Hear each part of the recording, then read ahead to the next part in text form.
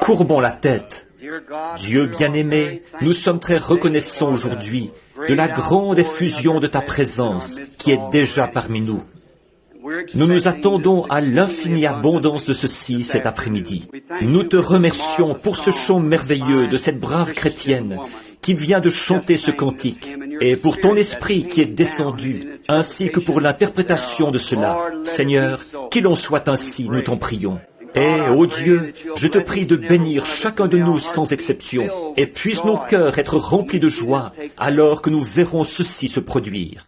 Dieu bien-aimé, nous prions cet après-midi, s'il y en avait ici qui ne soient pas prêts à te rencontrer, que cette heure soit celle où ils prendront cette décision finale, et où ils entreront en toi par la nouvelle naissance. Accorde-le.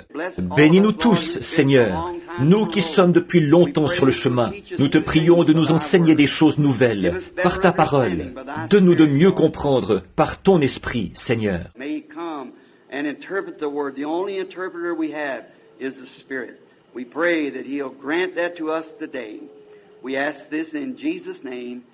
Puisse-t-il venir interpréter la parole? Le seul interprète que nous avons, c'est l'Esprit. Nous le prions de nous accorder cela aujourd'hui. Nous demandons ceci au nom de Jésus. Amen.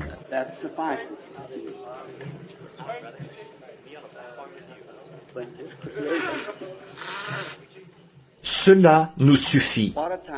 Quel moment! Je ne connais pas de lieu où on serait mieux, si ce n'est au ciel, car c'est l'onction de cela que nous sentons en ce moment. Voyez-vous, assis ensemble dans les lieux célestes en Jésus-Christ, rassemblés dans les lieux célestes. Que Dieu bénisse sœur Florence. Elle traverse un temps de chagrin et d'ombre. Son père qui vient d'être emporté. Et je prie, ô Dieu, bénis cet enfant. Et frère Démos, qui porte le fardeau sur ses deux épaules, et le poids de toutes ces conventions et tout, lui aussi a besoin de nos prières. Que Dieu bénisse frère Chakarian. Frère Carl Williams, je suis vraiment heureux d'être ici, dans cette convention avec vous, parmi tous ces braves frères, et j'ai eu le privilège d'en rencontrer quelques-uns. Et maintenant, pour autant que je sache, ceci sera pour moi la dernière partie du service. Alors maintenant, eh bien, je compte pouvoir serrer la main de quelques-uns de ces braves hommes et avoir l'occasion de faire leur connaissance, car je compte passer l'éternité avec eux dans un pays meilleur. Juste une petite chose. J'espère que je ne serai pas mal compris. Et ce n'était pas une coïncidence, je ne le pense pas, car je pense que c'était providentiel. C'est qu'hier, un ami ici m'a remis un cadeau de la part d'un de mes amis, Danny Henry. Celui-ci était le jeune homme, un jour à la convention des hommes d'affaires chrétiens en Californie. Je tenais une réunion. Je parlais très énergiquement contre la situation actuelle. Et j'espère que tout le monde comprend que ce n'est pas que j'ai quoi que ce soit de mauvais dans mon cœur. Ce n'est pas ça. Non. Vous comprenez sûrement que je ne le dis pas dans cette intention. Mais je dois simplement dire ce qui me vient à l'esprit de dire. Et alors, après ça, ce jeune homme, un frère baptiste, et je pense qu'il a un lien de parenté avec une vedette de cinéma. Il est venu passer son bras autour de mes épaules, dire « Que le Seigneur vous bénisse, frère Branham. Je voudrais seulement prononcer un mot de prière. » Et il s'est mis à parler en français. Et ce jeune homme ne connaît pas un seul mot de français. Et quelqu'un s'est levé, une femme assez corpulente, je crois qu'elle était de la Louisiane. Elle a dit « C'est du français. » Ensuite, il y avait là un homme qui a dit « C'est du français. » Et ils avaient écrit ce que c'était. J'ai la copie originale ici. Et puis, il s'est trouvé qu'un jeune homme qui était au fond s'est avancé. Il voulait voir leurs notes. Lui, il était interprète pour le français à l'ONU. C'est tout à fait du français. Et je voudrais lire cette note. C'est la note originale de l'un d'eux, celle de cet homme qui avait interprété.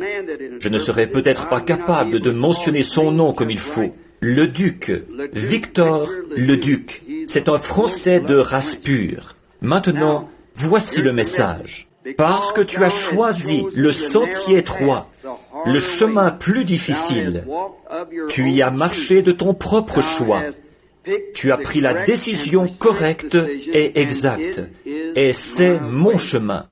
À cause de cette décision capitale, une vaste portion du ciel t'attend. Quelle décision glorieuse tu as prise! Cette chose en soi est ce qui produira et fera s'accomplir la victoire formidable dans l'amour divin. Quand j'ai eu ça, vous savez, les premières fois que j'ai entendu des gens parler en langue, je ne me serais pas permis de critiquer quoi que ce soit, voyez-vous, parce que j'en ai vu d'authentiques. Par contre, je me posais toujours des questions. Mais quand ça s'est arrivé, et comme je savais quelle était la commission qui s'y rattachait, j'ai su que c'était venu de Dieu.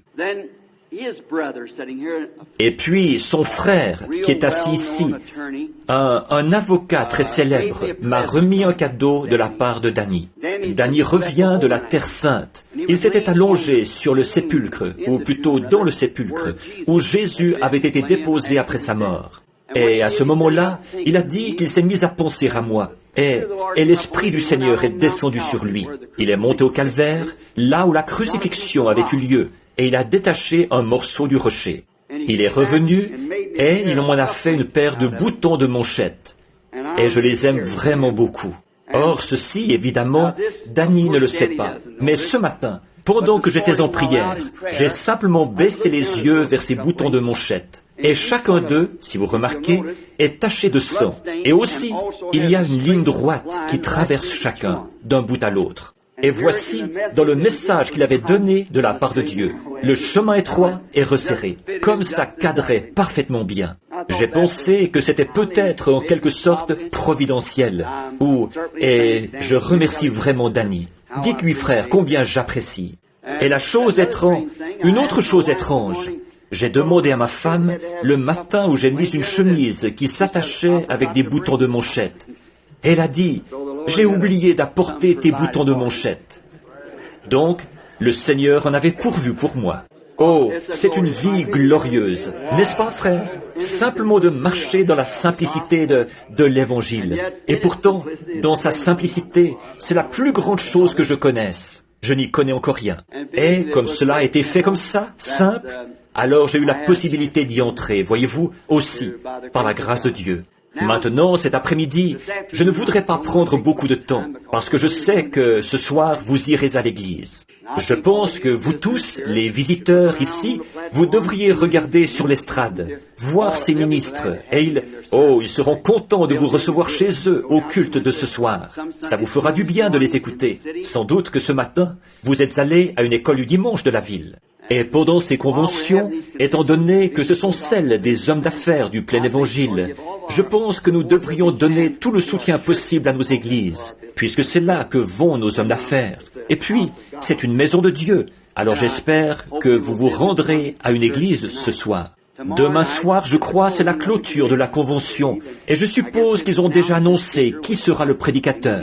Et j'ai l'intention d'être ici, si le Seigneur le veut, pour écouter son message. Que Dieu bénisse chacun de vous sans exception. Maintenant, moi, je ne prétends pas être un prédicateur. Je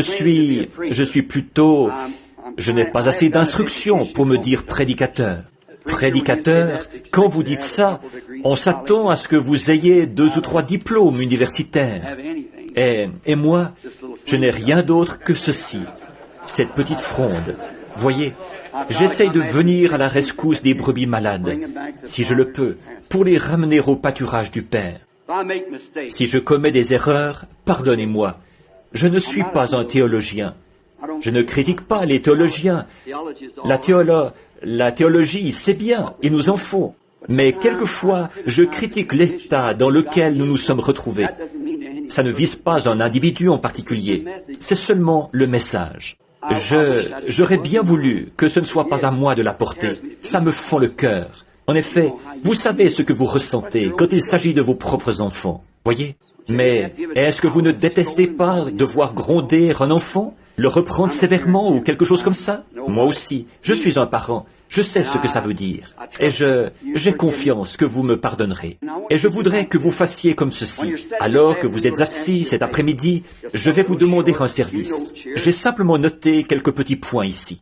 Comme je vous l'ai dit, je suis obligé de le faire, de mettre mes passages de l'Écriture par écrit. Autrefois, je pouvais citer la Bible presque par cœur, mais plus maintenant. J'ai vécu trop de durs combats. Je suis trop vieux pour ça. Mais j'ai confiance que vous allez m'écouter pendant un petit moment cet après-midi et vraiment ouvrir vos cœurs et essayer de comprendre le but que je poursuis. Alors je pense que ça ira mieux. En particulier, les pasteurs de cette ville et de différents endroits. J'ai confiance que vous allez écouter très attentivement. Alors, faites ça. Et en le faisant, faites comme moi. Quand je mange ma tarte préférée, la tarte aux cerises. L'une de mes viandes préférées, le poulet. Mais quand je mange un beau morceau de tarte aux cerises et que mes dents s'arrêtent sur un noyau, je ne laisse pas tomber la tarte. Je jette simplement le noyau et je continue à manger la tarte. Voyez, quand mes dents s'arrêtent sur un os de poulet, je ne jette pas le poulet, je ne jette que l'os. Et alors, si à un moment donné, je disais quelque chose sur lequel vous ne seriez pas d'accord, ne jetez que cette partie-là.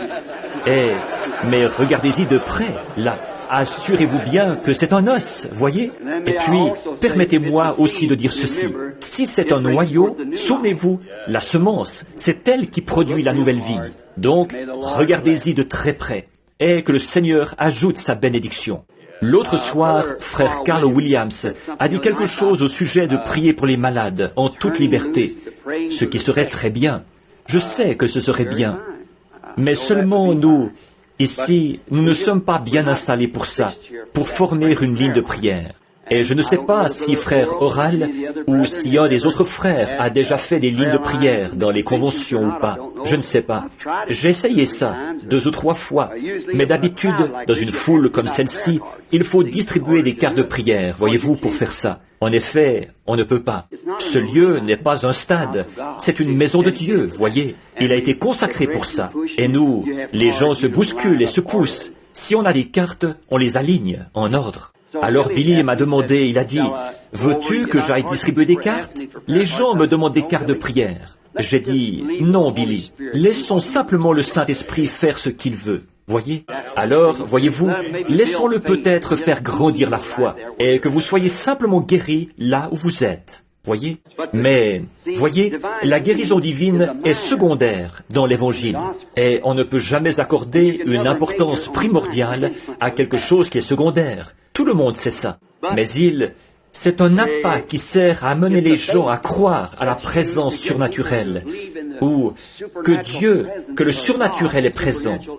Et alors, par ça, s'ils peuvent reconnaître sa présence, alors ils sont guéris. Voyez-vous, par la foi, en y croyant. Maintenant, je veux lire un passage dans la parole de Dieu, dans le Nouveau Testament. Et alors, je veux tirer un texte de ce Nouveau Testament et de ce passage de l'Écriture et parler cet après-midi sur un sujet pendant un petit moment seulement. Je ne voudrais pas vous retenir trop longtemps à cause des services de ce soir, mais souvenez-vous, j'espère que je me suis bien fait comprendre. Accordez-y simplement votre attention pendant un instant, si vous le voulez bien. Maintenant, avant de le faire, courbons encore la tête. Vous savez, nous pourrions trop chanter, nous pourrions trop crier au point de nous enrouer, et nous pourrions chanter au moment où il ne faut pas, ou crier au moment où il ne faut pas. Mais voici une chose que nous pouvons faire qui n'est jamais déplacée, c'est quand nous prions. Je veux que les hommes prient en tout lieu en élevant des mains pures, sans douter. Ou, Père, le plus grand privilège qu'un mortel ait jamais eu, c'est de fermer les yeux, d'ouvrir son cœur et de te parler. Et nous savons que tu écoutes, pourvu que nous puissions croire que tu écoutes. En effet, Jésus a dit, « Si vous demandez quoi que ce soit au Père en mon nom, ce sera accordé. » C'était à condition que nous n'en doutions pas. Alors, Père, aide-nous à croire cet après-midi que nos demandes seront accordées et qu'il n'y ait pas la moindre ombre de doute nulle part, mais que se réalisent ces choses que nous demandons. C'est-à-dire ceci, ô Dieu, que ton grand nom soit honoré aujourd'hui, en faisant entrer dans ton royaume chaque âme perdue et errante qui écoute le son de notre voix, ou à qui parviendra cette bande dans les contrées païennes, là où elles vont, partout dans le monde. Je prie, Père Céleste, qu'il n'y ait pas une seule personne faible parmi nous aujourd'hui. À la fin du service, puisse l'Éternel Dieu sauver chaque âme perdue, guérir chaque corps malade et remplir de joie le cœur de ses enfants. Voici pourquoi nous avons la foi, Seigneur, pour demander au nom de Jésus à Dieu notre Père, c'est parce qu'il a promis qu'il écouterait. Et ceci, c'est pour sa gloire. Amen.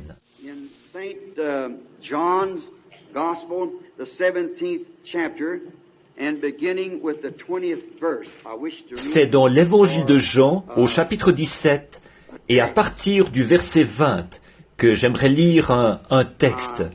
Je pense que c'est bien ça.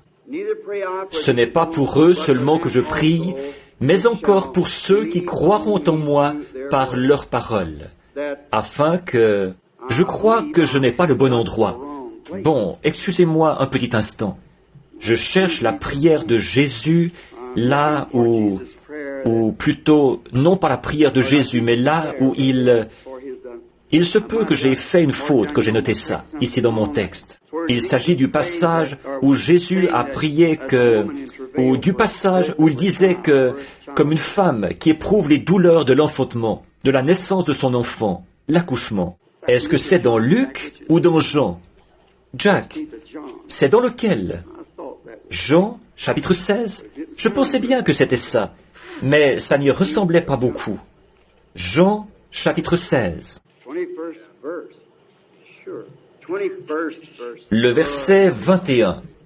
Bien sûr, au verset 21, bien sûr, nous y voilà. Jean 16, 21.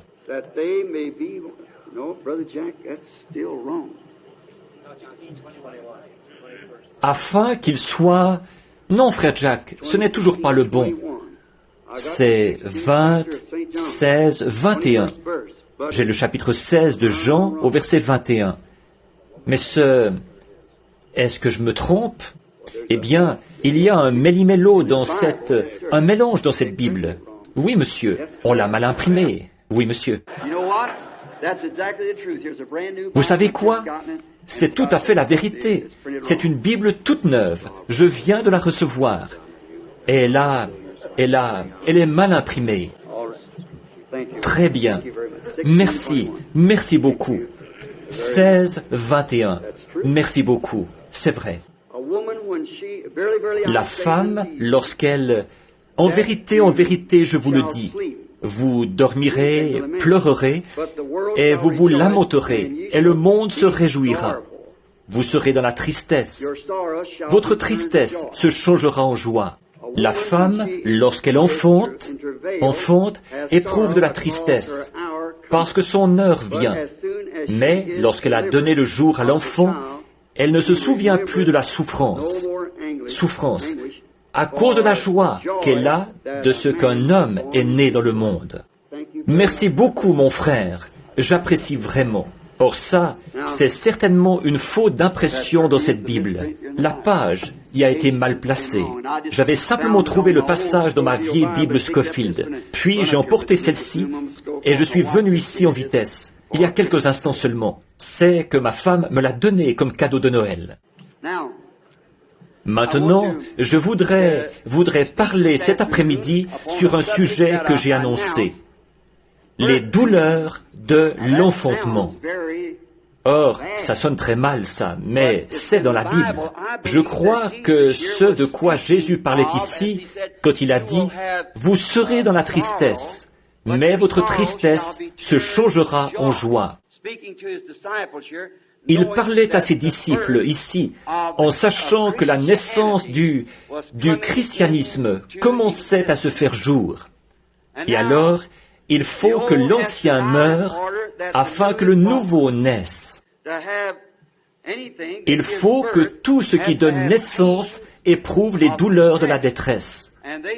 Et ils allaient certainement ressentir la douleur de la détresse et de l'angoisse pour passer de la loi à la grâce. La naissance naturelle, normale, est le type de la naissance spirituelle. Toutes les choses naturelles sont des types des choses spirituelles. Et nous constatons, si nous regardons ici sur le sol, et que nous voyons un arbre qui pousse sur la terre, il lutte pour rester en vie. Ça prouve qu'il y a quelque part un arbre qui ne meurt pas, parce qu'il réclame quelque chose. Nous constatons que les gens, peu importe combien ils sont âgés, combien ils sont malades, quel que soit leur état, ils réclament la vie à grands cris. En effet, ça prouve qu'il y a une vie quelque part, où nous vivons pour toujours. Remarquez comme c'est parfait. Maintenant, je crois que c'est dans 1 Jean 5, 7, si je ne me trompe pas, qu'il est dit: il y en a 3 qui rendent témoignage dans le ciel, le Père, la Parole et le Saint-Esprit. Ces 3-là sont un. Il y en a 3 qui rendent témoignage sur la terre, ce sont l'eau, le sang et l'Esprit. Et ils sont d'accord. Maintenant, remarquez, les 3 premiers sont un. Les 3 derniers sont terrestres. Et ils sont d'accord. Vous ne pouvez pas avoir le Père sans le Fils, vous ne pouvez pas avoir le Fils sans avoir le Saint-Esprit.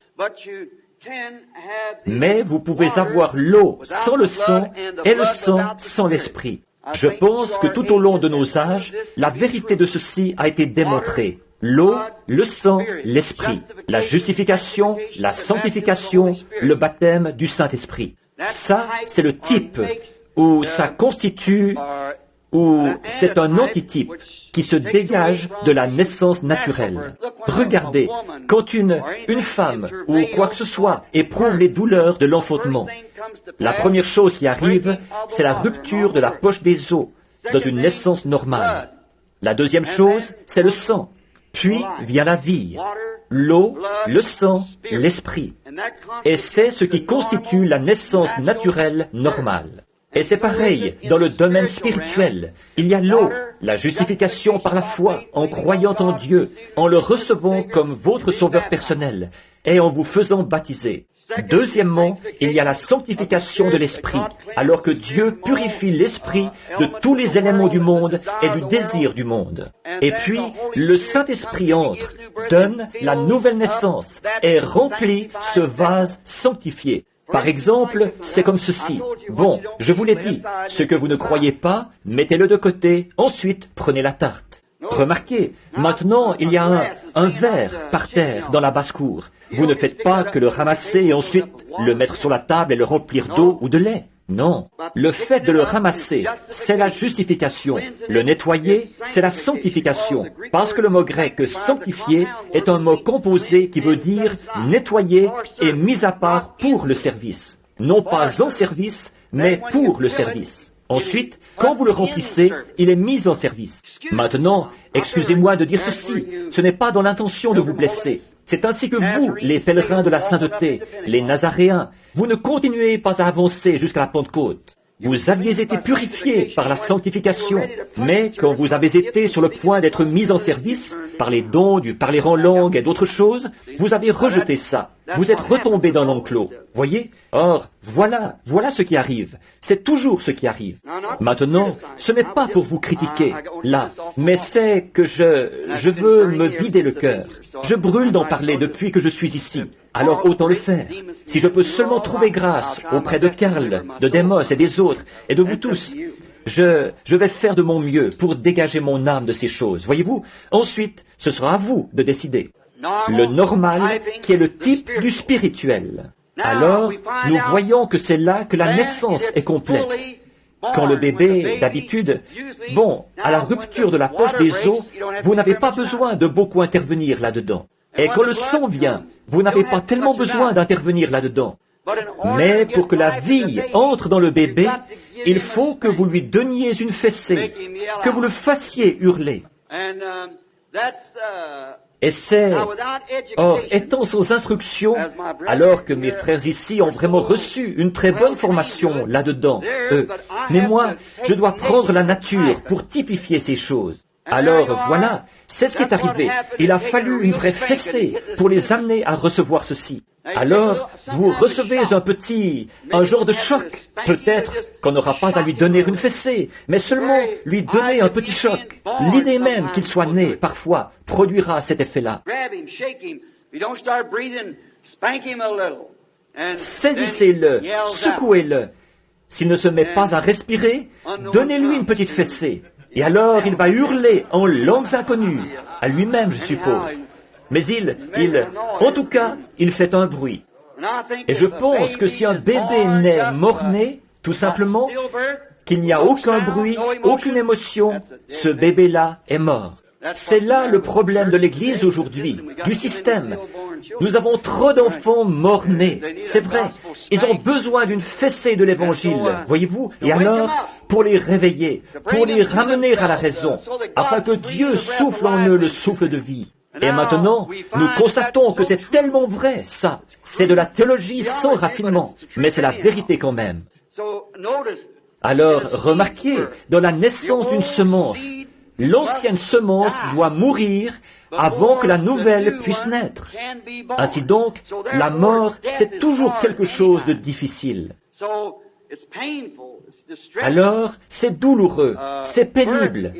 C'est pareil pour la naissance, parce que vous mettez au monde une vie, et c'est douloureux. Jésus a dit que sa parole était une semence, qu'un semeur était sorti pour semer. Or, ça, nous le savons tous. Et je veux enseigner ceci comme une leçon de l'école du dimanche, parce que c'est dimanche.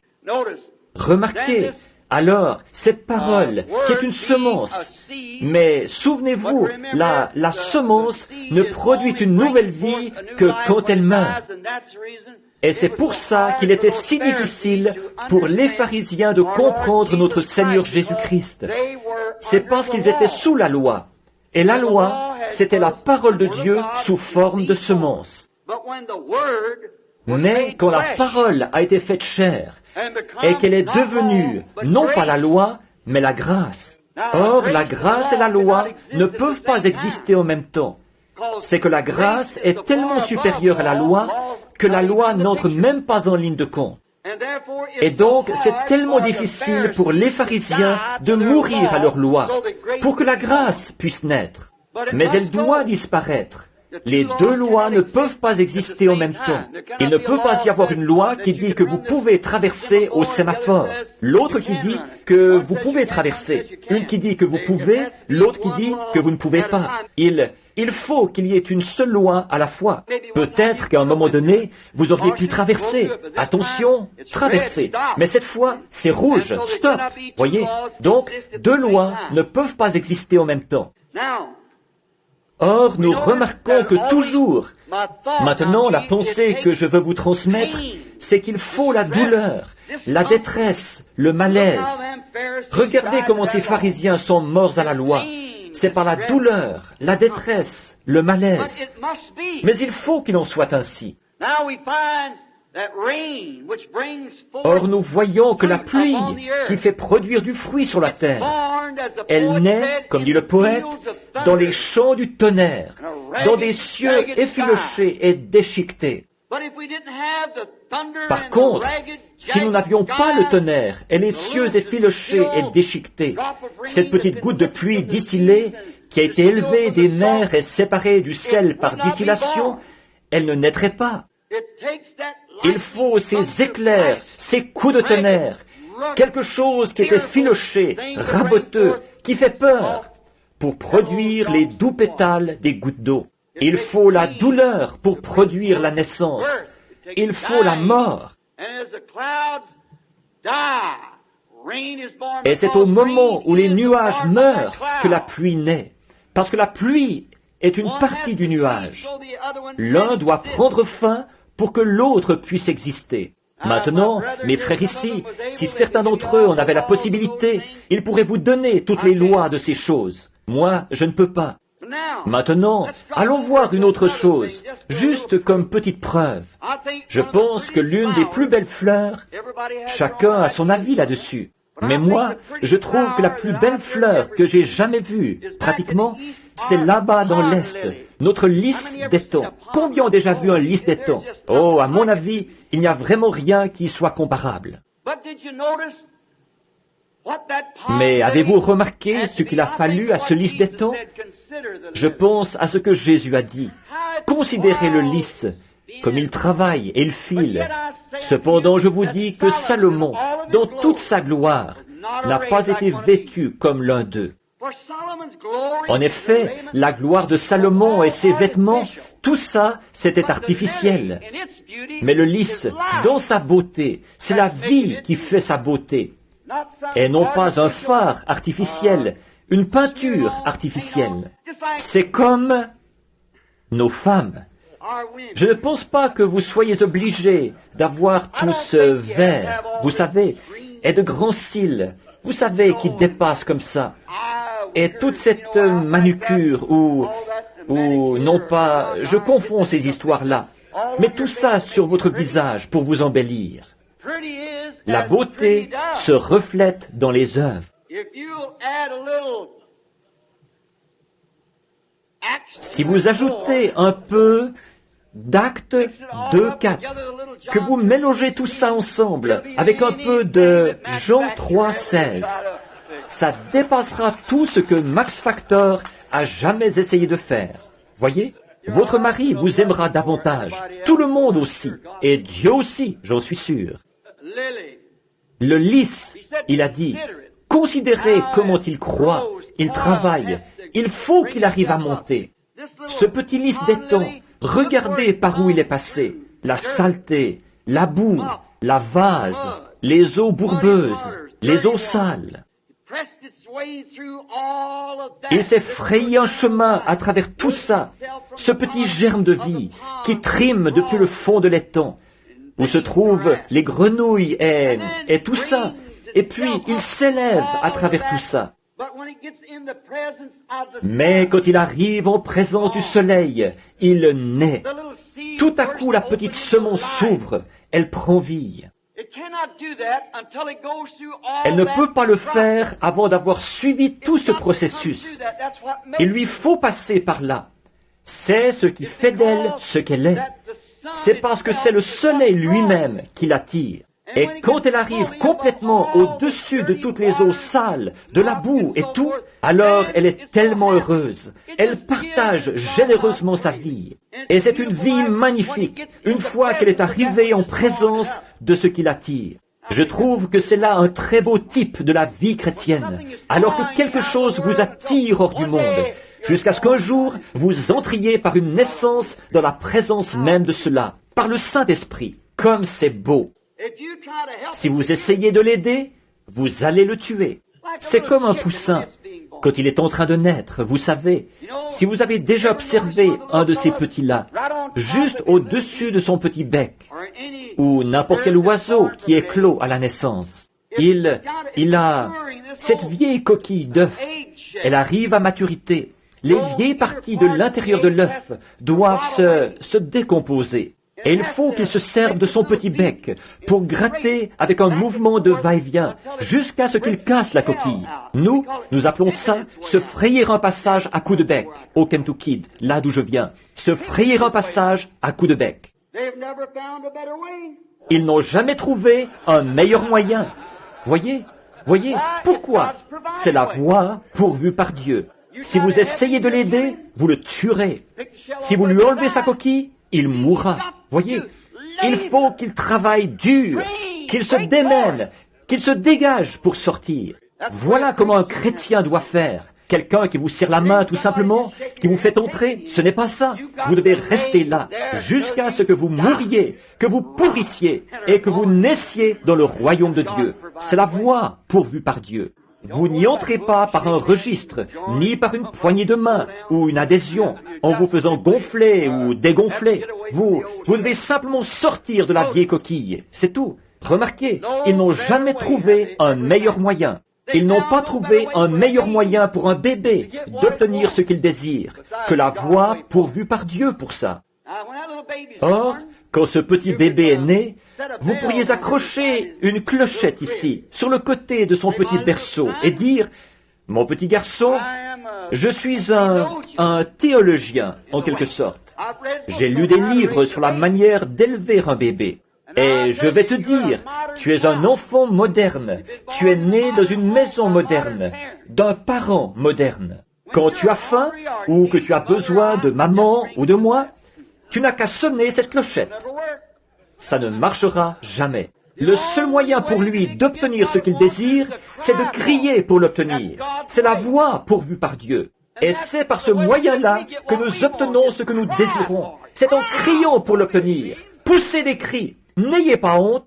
Dites, j'ai faim de Dieu. Que les diacres, les pasteurs ou n'importe qui d'autre soit là. Peu importe, hurlez quand même. Les Jones sont assis là. Qu'est-ce que ça peut bien changer, ça? Poussez des cris. C'est le seul moyen de l'obtenir. Jusqu'à ce que vous receviez de l'aide. C'est ce qu'il enseignait quand il était ici-bas. Vous savez, au sujet du juge inique. Une petite goutte de rosée. Je n'en connais pas la formule. Peut-être qu'il y aurait ici un savant. Je vais juste le dire selon ce que je pense.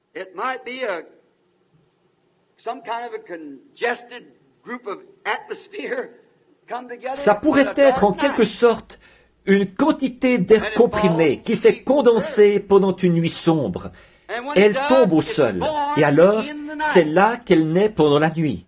Mais au matin, elle se trouve là. Elle a froid, elle frissonne. Sur un petit brin d'herbe ou accrochée sur votre corde à linge. Mais une fois que le soleil brille, avez-vous remarqué comme elle devient heureuse? Elle scintille et elle frémit. Pourquoi? Elle sait que c'est la lumière du soleil qui va la ramener là où elle était au commencement. C'est pareil pour tout homme ou toute femme qui sont nés de l'Esprit de Dieu. Il y a quelque chose qui se passe, que la lumière se répand sur nous. Là, nous sommes heureux, parce que nous savons que nous retournons à l'endroit d'où nous sommes venus, du sein de Dieu. Elle peut briller de joie quand le soleil la frappe, bien sûr, en sachant qu'elle s'en va à l'endroit d'où elle est venue. Des petites choses rudimentaires, et nous pourrions continuer avec ça, mais voyons quelque chose d'autre. Nous savons que la vieille semence, il faut, avant que la nouvelle semence puisse sortir de la vieille semence, il faut que celle-ci pourrisse, absolument. Non seulement qu'elle meure, mais qu'elle pourrisse après sa mort. Nous savons que c'est bien vrai, ça. C'est la même chose dans la nouvelle naissance. Nous ne retournons jamais en arrière, mais nous avançons, une fois nés de nouveau. Et c'est pour ça, je pense, qu'aujourd'hui, nous avons beaucoup, ou plutôt, nous n'avons pas beaucoup de nouvelles naissances authentiques. C'est parce que la semence, peut-être qu'elle va sympathiser avec la parole ou avec la personne, mais ils ne veulent pas pourrir à l'ancien système où ils étaient. Ils ne veulent pas sortir de là. Ils veulent rester dans l'ancien système, tout en prétendant avoir reçu la nouvelle naissance, ou le message de l'âge. Nous avons vu ça avec l'âge de Luther, de Wesley, des pentecôtistes, et avec tous les autres âges. Ils cherchent encore à s'accrocher à l'ancien système, tout en prétendant avoir reçu ceci. Mais il faut que l'âge de l'ancien système meure, pourrisse, afin de produire le nouveau. Ils continuent de vouloir s'y cramponner. Remarquez, ils savent que l'ancien système est mort, mais ils ne veulent tout simplement pas pourrir à ça. Or, c'est quand il y a pourriture que la chose est vraiment éliminée. Quand ils ont la prétention d'être nés de nouveau, mais une prétention, ce n'est qu'un signe qu'ils ont été engendrés. Pourri, c'est ça qui produit la nouvelle naissance. Nous devons pourrir à ça, exactement comme ça a été le cas dans tous les âges, au long de l'âge de Wesley et de tous les autres. Mais ce qu'il y a, c'est qu'après que la nouvelle naissance a vu le jour, Wesley ou Luther est venu avec une seule parole, le juste vivra par la foi.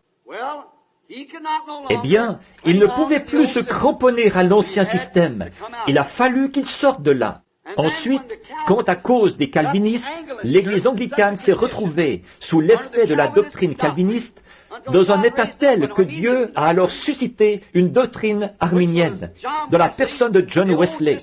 Il a fallu que l'ancien système meure afin que le nouveau arrive. Et quand l'âge de Wesley a pris fin, ainsi que tous les petits âges, ou les feuilles qui avaient poussé sur la tige, ou l'aigrettes, à l'époque de Wesley. Voyez-vous, quand le pentecôtisme est venu, avec la restauration des dons, Il a fallu que les gens sortent de chez les baptistes, les presbytériens, les pèlerins de la sainteté, les nazaréens, la prétendue Église de Christ et tout ça. Il a fallu qu'ils sortent de là, qu'ils pourrissent à ça, pour accepter la nouvelle naissance. On vous traite toujours de fous. Mais c'est comme ce que Paul a dit une fois qu'il avait pourri à ce qu'il avait prétendu être autrefois. Il a dit, « Je sers le Dieu de nos pères selon la voie qu'ils appellent une secte. » Selon la voie qu'ils appellent une secte. Voyez, il avait accepté la nouvelle vie, alors que l'Ancien Testament avait donné naissance au Nouveau. Et il a fallu qu'il pourrisse à l'Ancien et n'en fasse qu'une ombre, afin de... Voilà exactement où nous en sommes maintenant. Bon, supportez-moi là.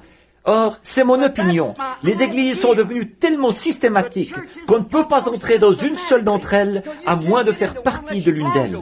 Il faut avoir une carte de l'association ou un genre de pièce d'identité. Et à cause de cette croyance, la seule porte qui m'est ouverte, pratiquement, ce sont les hommes d'affaires.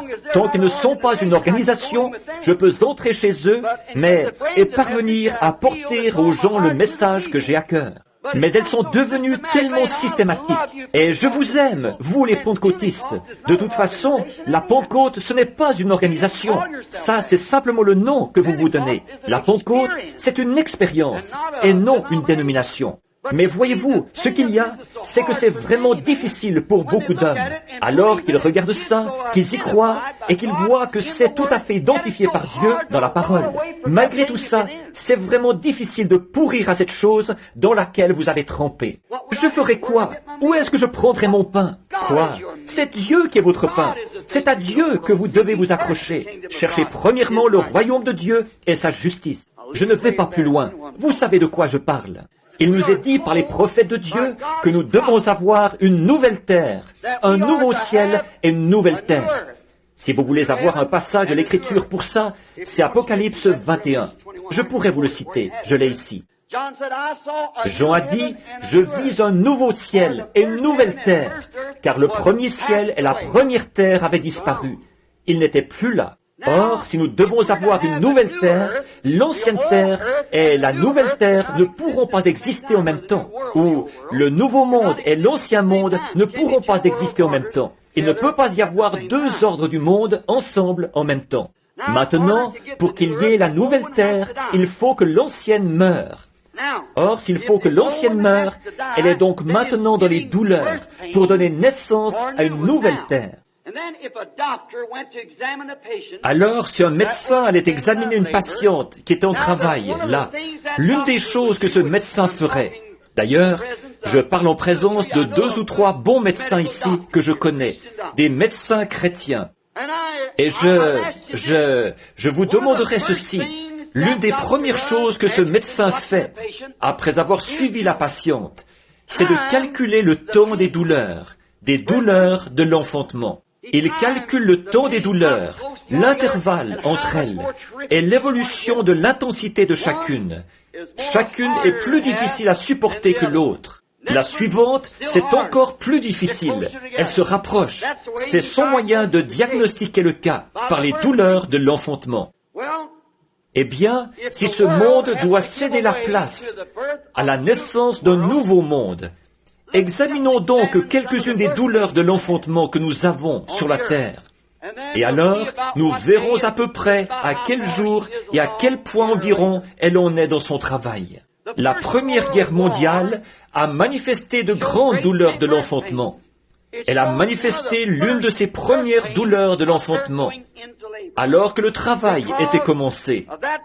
Puisque c'était le moment pour elle, on a produit les bombes, et on a eu des mitrailleuses et des gaz toxiques.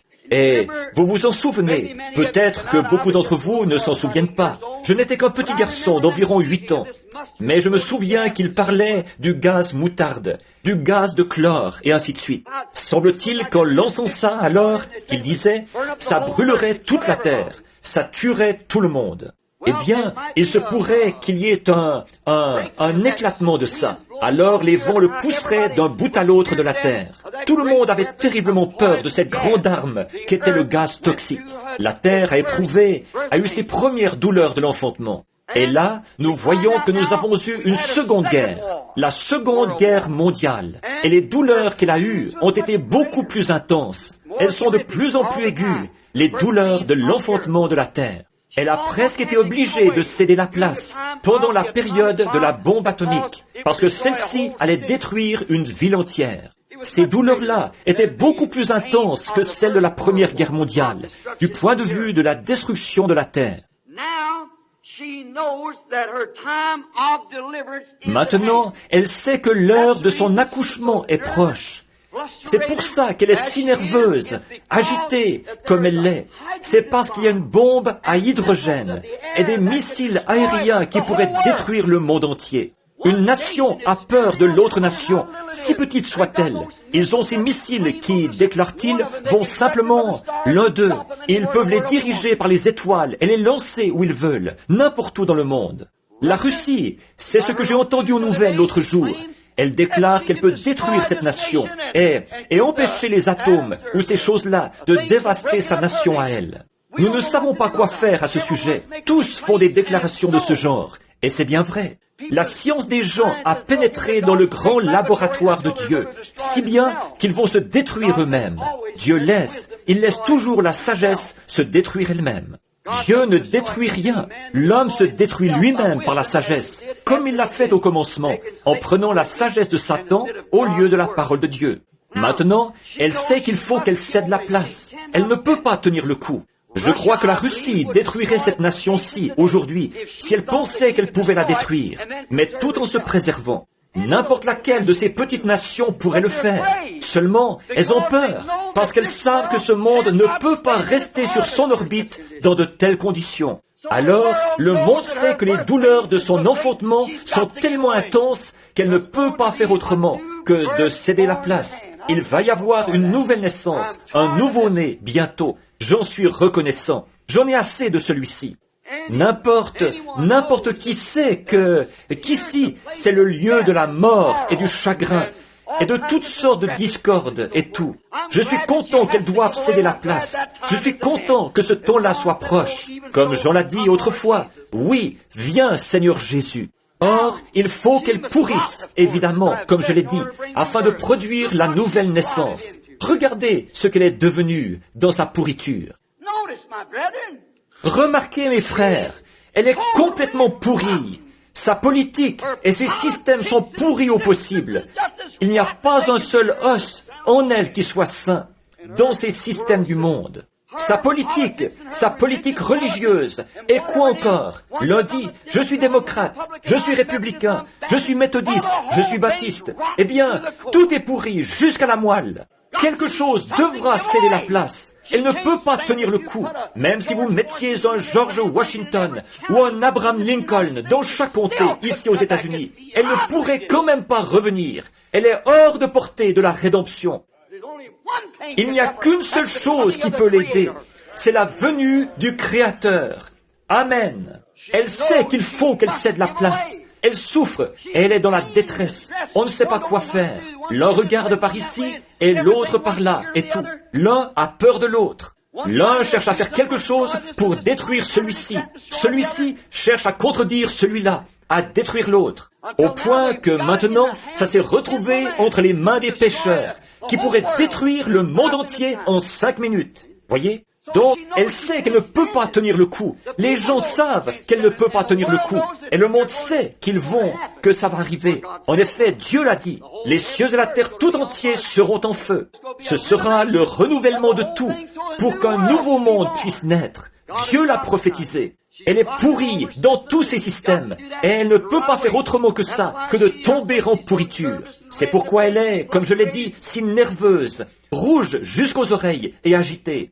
Il y a des tremblements de terre partout le long de la côte, et des raz-de-marée en Alaska, et des secousses partout le long de la côte, des tremblements de terre et tout. Et des gens m'écrivent, est-ce que nous devons partir d'ici? Est-ce que nous devons partir d'ici? Voyez, ils ne savent pas quoi faire. Il n'y a aucun refuge, si ce n'est un seul, Christ, le Fils du Dieu vivant. Et le refuge, ce n'est qu'une chose, c'est lui. Tous ceux qui sont à l'extérieur de là périront. Aussi sûr que Dieu l'a dit. Maintenant, consultons le livre du médecin, si elle est dans un état pareil, pour voir si ceci est censé se produire au moment où la nouvelle terre doit naître. Matthieu 24, dans le livre du médecin, c'est-à-dire la Bible, et voyons ce qui a été prophétisé, quels devaient être ces symptômes. Or, si un médecin connaît les symptômes de la naissance d'un enfant, à l'approche du moment où l'enfant doit arriver, il prépare tout, parce qu'il sait que c'est le moment où l'enfant doit naître. En effet, tous les symptômes l'indiquent. Elle a perdu les os, le sang, et maintenant, c'est le moment, l'enfant descend, alors c'est le moment où l'enfant doit naître. Donc, il prépare tout en conséquence. Or, Jésus nous a dit exactement ce qui arriverait en ce temps-ci. Il nous a dit dans Matthieu 24 que l'Église, la vraie Église, et l'autre Église serait, l'Église naturelle et l'Église spirituelle, seraient tellement proches, des imitateurs au point de séduire, s'il était possible, même les élus. Ce qui était arrivé au jour de Noé, alors qu'ils mangeaient, buvaient, se mariaient leurs enfants, et toute cette immoralité du monde que nous voyons aujourd'hui. La Bible, le livre du médecin a dit que ça se produirait. Alors que nous voyons ceci se produire, nous savons que la naissance est proche. Ça ne peut pas faire autrement que d'arriver. Oui, monsieur. Bon, nous regardons ça du point de vue national. Non pas national, mais mondial. Maintenant, Israël, l'Église, revenons-y pendant quelques minutes. Suivons-la peut-être pendant les 10 prochaines minutes. Israël a eu des douleurs d'enfantement sous l'effet de chaque prophète qui est venu sur terre. Elle a eu des douleurs d'enfantement à cause du message de ce prophète. En effet, quelles en étaient les conséquences? Le prophète avait la parole, et elle avait semé tellement de pourriture et élaboré tellement d'ordres systématiques dans son être, que ce prophète la secouait au point de lui faire perdre son fondement. Ils étaient haïs de tous. Et donc, quand Dieu envoyait un prophète, l'Église elle-même entrait dans les douleurs de l'enfantement. En effet, le prophète, la parole du Seigneur vient au prophète, et à lui seul. C'est-à-dire que la parole qui était prononcée pour ce jour-là est manifestée par le prophète de cet âge-là. Ça a toujours été comme ça. Et les églises, elles construisent tellement de systèmes autour de la parole que quand il arrivait, il la secouait au point de lui faire perdre la boule. Elle avait des douleurs d'enfantement. Qu'est-ce que c'était? Revenez à la parole, revenez à la vie. Les systèmes n'ont pas de vie. Il n'y a que la parole de Dieu qui a la vie. Les systèmes qui sont construits autour d'elle, eux n'ont pas la vie. C'est la parole qui donne la vie. Son message secouait le reste d'Israël et le ramenait à la parole. Un petit groupe sortira et croira. Parfois, peut-être, à l'époque de Noé, seulement à peu près 8 personnes. Mais quoi qu'il en soit, Dieu a secoué le reste d'Israël et il a détruit les autres qui devaient disparaître sous la secousse. C'est ce qui s'est produit tout au long des âges, jusqu'à ce que finalement l'Église leur ait enfanté un enfant mâle. Et cet enfant mâle, c'était la parole elle-même faite chair. Au commencement était la parole, et la parole était avec Dieu, et la parole était Dieu, et la parole a été faite chair, et elle a habité parmi nous. Il a vaincu tous les démons, toutes les puissances de la terre qui l'ont attaqué uniquement par la parole du Père. À toutes les tentations que Satan lui a présentées, il a réprimé Satan, non pas par ses propres puissances à lui, mais par la parole de Dieu. Il est écrit, il est écrit, il est écrit, car il était la parole. Quand Satan s'est attaqué à Ève, elle n'était pas la parole. Donc, échec. Quand il s'est attaqué à Moïse, même chose. Mais quand il a tapé sur le Fils de Dieu, lui, c'était 10 000 volts. L'autre y a laissé des plumes. Quand il a réagi en disant, il est écrit, l'homme ne vivra pas de pain seulement, mais de toute parole qui sort de la bouche de Dieu. C'était cet enfant mâle, fait chair, la parole éternelle de Dieu, lui-même, manifesté dans un corps de chair ici-bas, pour représenter la parole. C'est pour ça qu'il savait ce qu'il y avait dans leur cœur.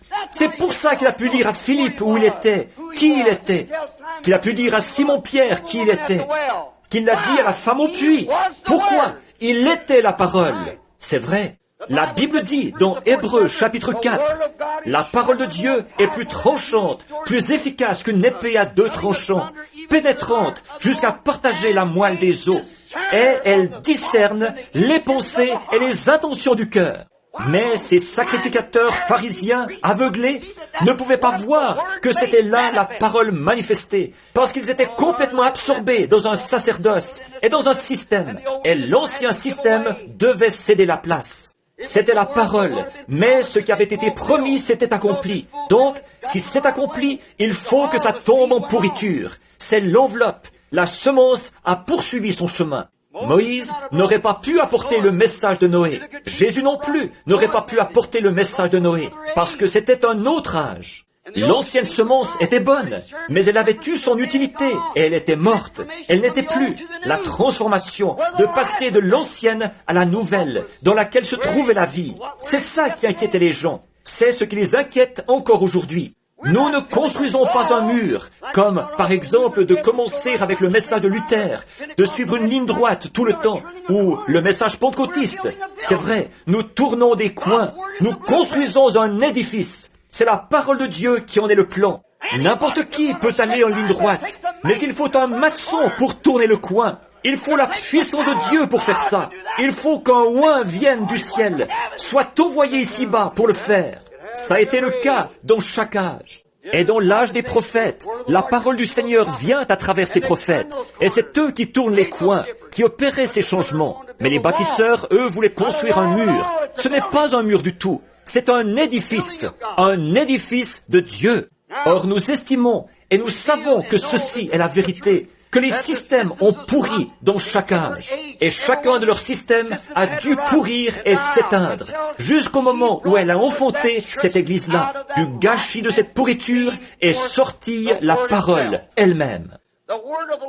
La parole du Seigneur est venue aux prophètes. Elle n'est jamais venue aux sacrificateurs. Elle est venue aux prophètes.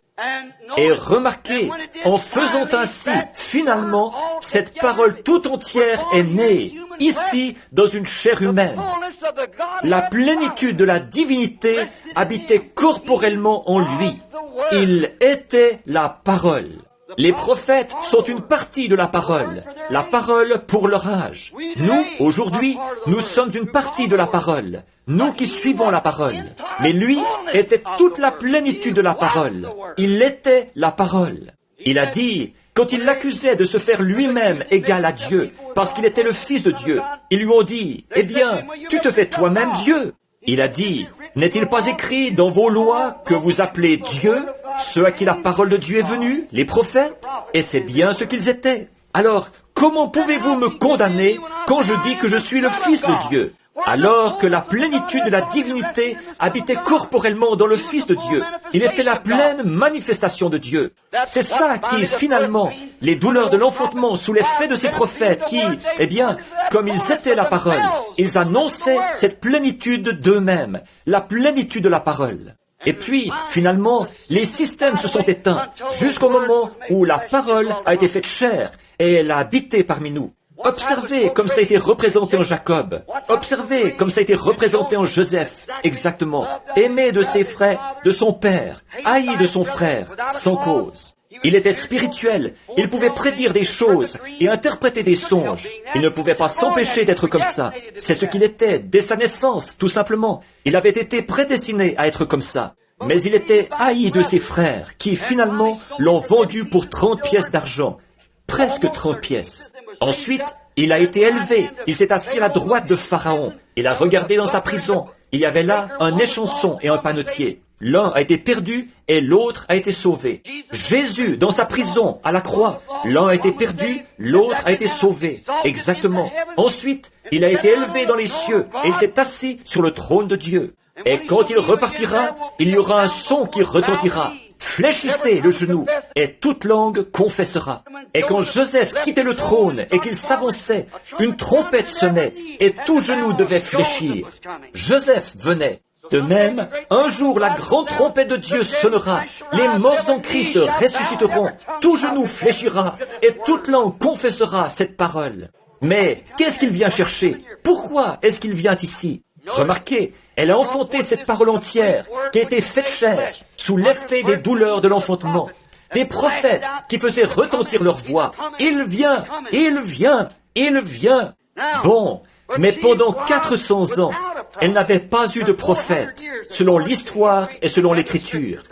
À partir de Malachie jusqu'à Jean, il n'y avait que des théologiens, des sacrificateurs, des pasteurs. Maintenant là, nous pouvons nous imaginer, privés de ça, dans quel état de pourriture son système avait pu se retrouver. 400 ans, sans un message direct, un « Ainsi dit le Seigneur » venant de Dieu. Donc, à cause des sacrificateurs, des prophètes et ainsi de suite, elle s'était retrouvée dans un gâchis terrible. Elle était pourrie. Alors Jean, l'Élie promis de Malachie 3, pas de Malachie 4, de Malachie 3. En effet, c'est aussi ce que Jésus a dit dans Matthieu chapitre 11, quand l'œil d'aigle de Jean s'était voilé, comme l'a exprimé Pembert, je crois, dans les âges primitifs. Il a dit, allez lui demander si c'est lui, ou si nous devons en attendre un autre. Voyez?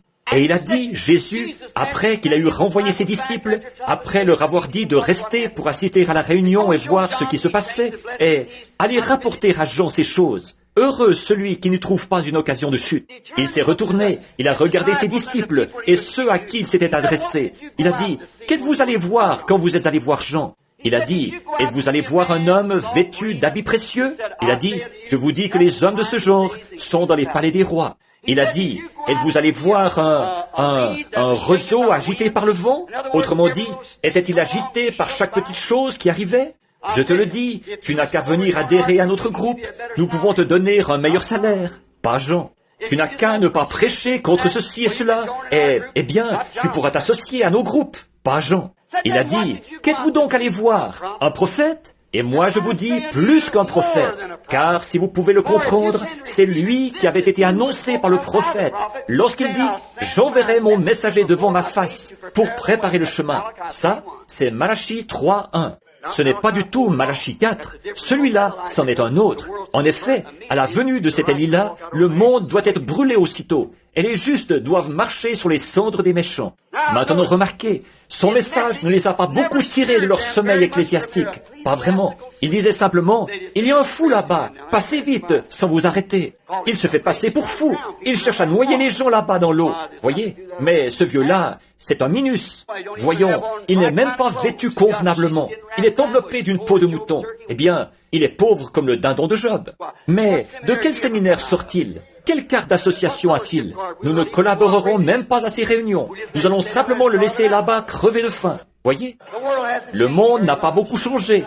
Les systèmes non plus. Ah, mais nous allons simplement le laisser là-bas. Il n'a pas de... Savez-vous pourquoi il n'en avait pas? Souvenez-vous, son père était sacrificateur. Mais pourquoi est-ce qu'il n'a pas suivi les traces de son père? Alors qu'à cette époque-là, c'était la coutume pour les enfants de le faire. C'est parce qu'il avait quelque chose. Son message était trop important. Il devait présenter le Messie, car le Saint-Esprit l'avait dit. Ce petit reste d'Israël, qui avait été ramené par le message de Gabriel, là-bas, savait qu'il allait en être ainsi. Alors, on nous dit que vers l'âge de 9 ans, il est allé au désert, qu'après avoir perdu son père et sa mère, il est allé dans le désert, parce qu'il devait entendre avec exactitude. En effet, dans ce grand édifice de théologie là-bas, ils auraient dit, « Bon, je sais que c'est toi qui es censé annoncer le Messie. Esaïe a dit que tu allais venir, alors c'est toi qui vas être cette voix-là. » Maintenant, tu ne trouves pas que frère Jones ici remplit toutes les conditions? Et il se serait laissé facilement persuader. Mais il n'avait jamais rien appris de leur système. Son message était trop important. Il est allé dans le désert pour y demeurer. Remarquez, son message n'était pas comme celui d'un théologien. Il utilisait des types. Il disait « race de serpents ». Il appelait ses membres du clergé des serpents.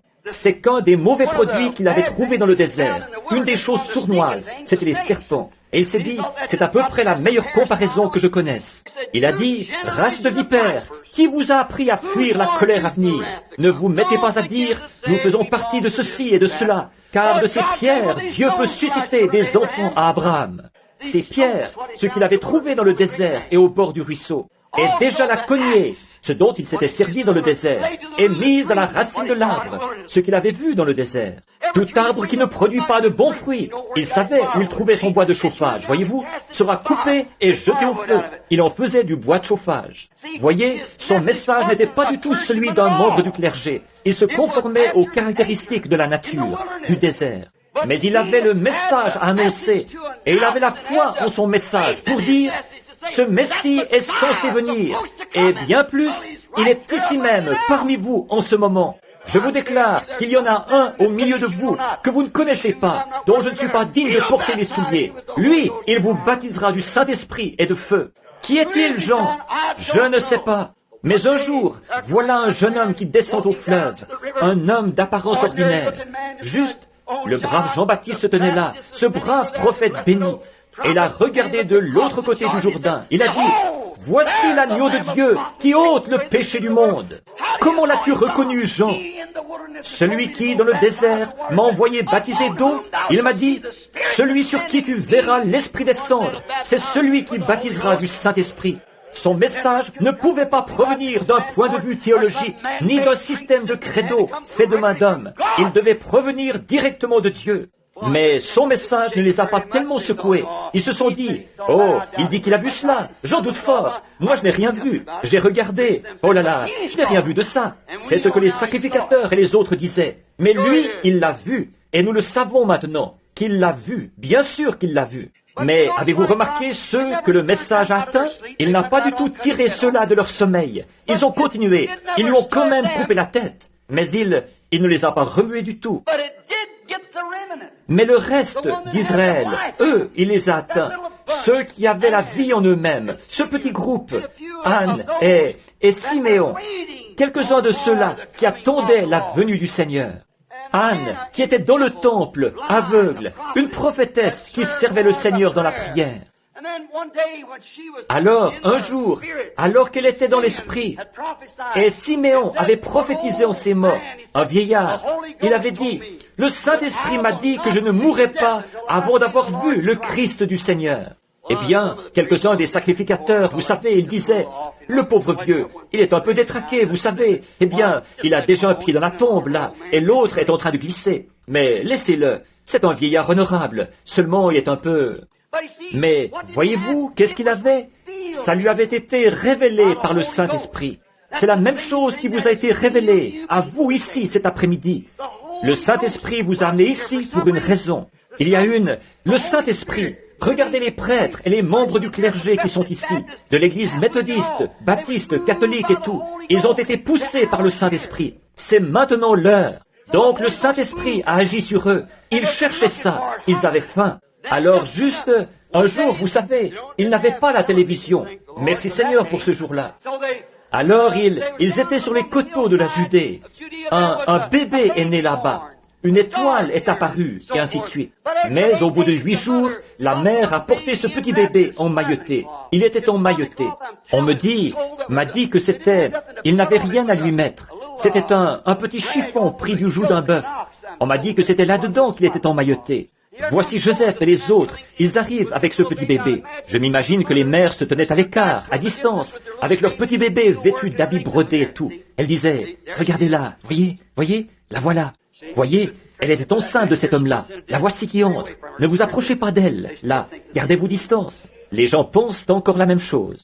Mais Marie, avec ce bébé dans ses bras, ce que les gens pensaient, ça lui était parfaitement égal.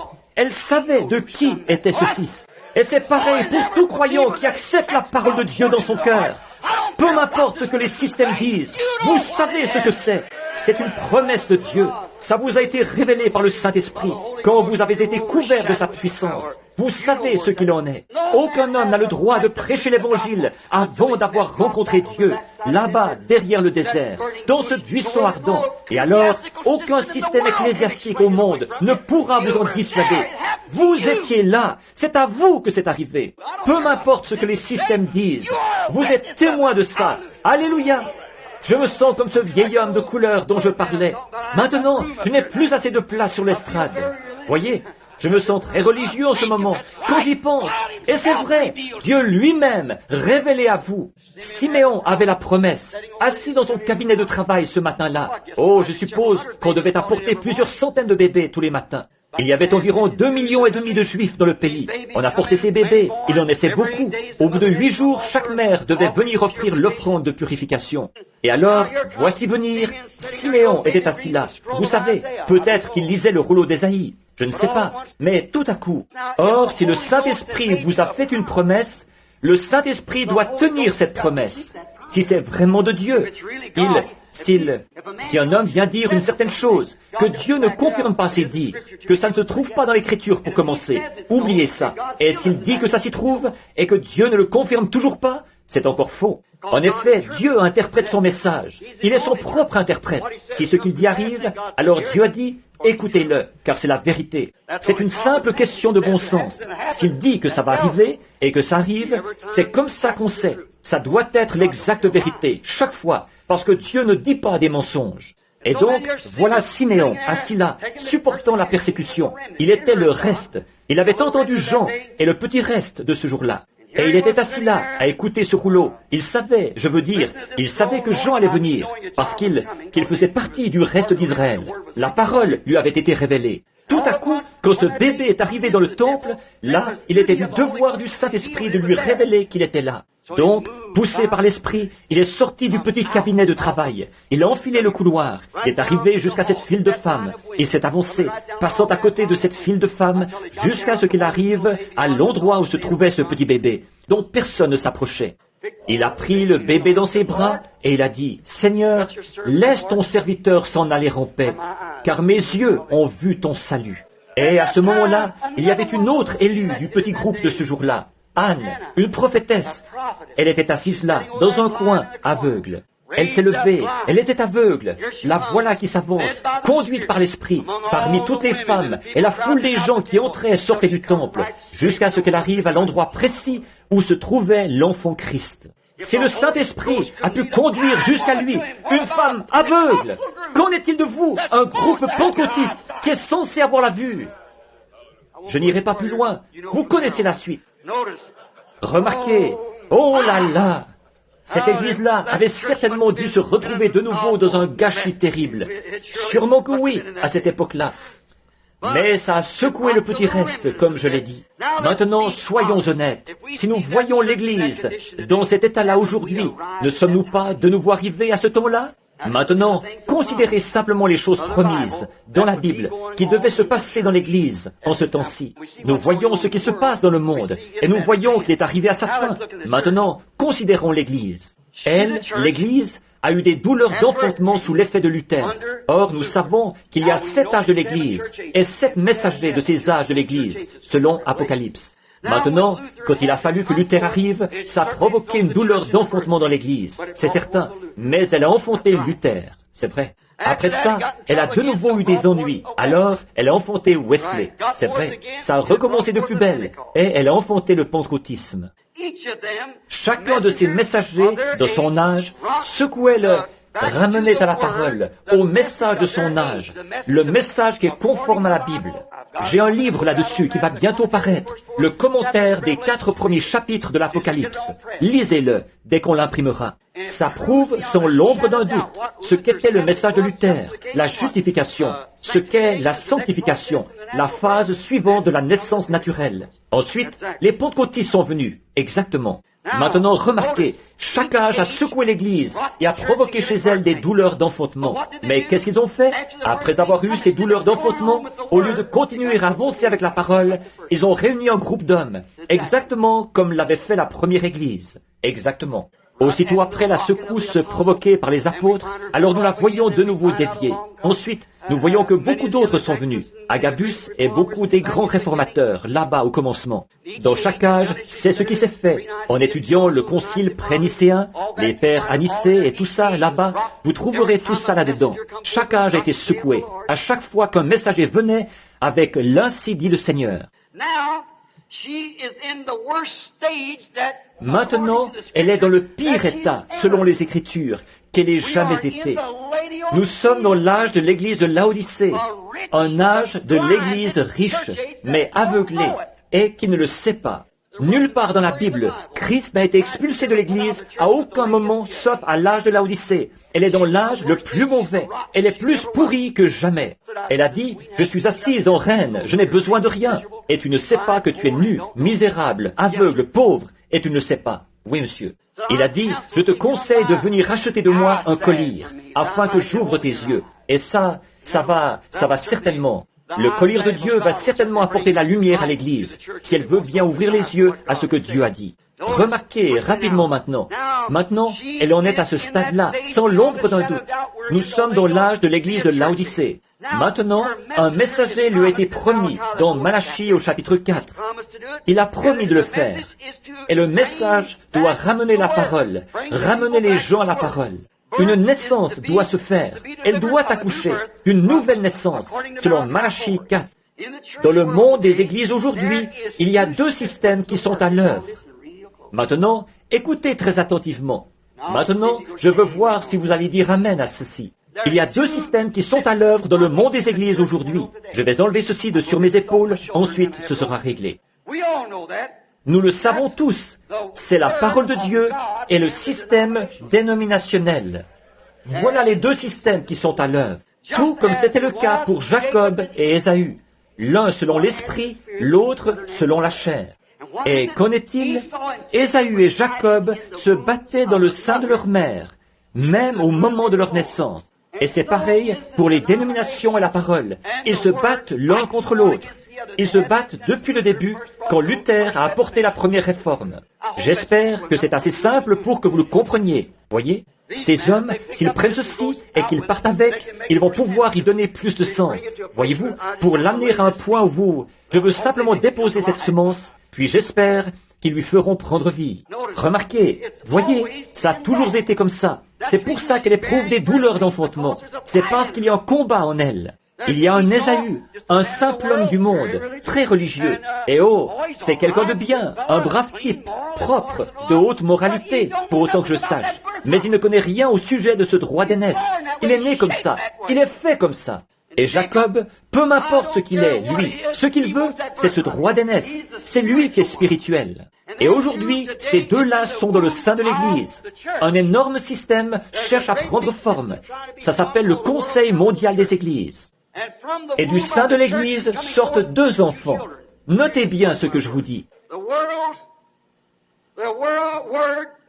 Le monde, la parole doit faire accoucher l'Église épouse parole. L'Église doit accoucher d'une épouse pour Christ. Ceux qui se sont endormis dans tous les âges formeront cette épouse qui s'est développée par la parole qui les avait fait sortir, comme à partir des pieds jusqu'à la tête. Plus elle grandit, plus il lui faut avoir de choses, et ainsi de suite. De même que le corps grandit, le corps de Christ aussi grandit. Et puis, finalement, la tête viendra au corps. La tête de celui-ci viendra. Maintenant, si nous remarquons, en effet, il est entièrement relié à la tête. C'est la tête qui le fait tourner, qui l'attire. Mais les systèmes ne pousseront pas là-dessus, parce que c'est un système, et ça ne peut pas produire. Un gratteron ne peut pas produire un tas de blé. Pourtant les deux se trouvent dans le même champ, baignés de la même eau et de la même lumière du soleil. L'un est la parole, l'autre n'est pas la parole. Et les deux se battent, et se battent depuis la première réforme, et ils se battent encore aujourd'hui. Maintenant, je n'ai pas besoin d'aller plus loin là-dessus, n'est-ce pas? Sûrement que vous savez de quoi je parle. Oui, monsieur, nous en sommes là. Voilà, un système. De quel système faites-vous partie? Imaginez-vous un peu là, si vous aviez vécu autrefois, aux autres époques, pendant les secousses provoquées par les prophètes de Dieu et par les paroles proclamées. De quel côté auriez-vous voulu être à cette époque-là? Eh bien, vous avez le même choix aujourd'hui. Elle se prépare à enfanter la parole parfaite, là, et la parole vient pour l'épouse parole. De même que la femme est une partie de l'homme, qu'elle a été tirée de lui. Il faudra aussi que l'Église soit une Église qui demeure dans la parole, toute parole de la Bible.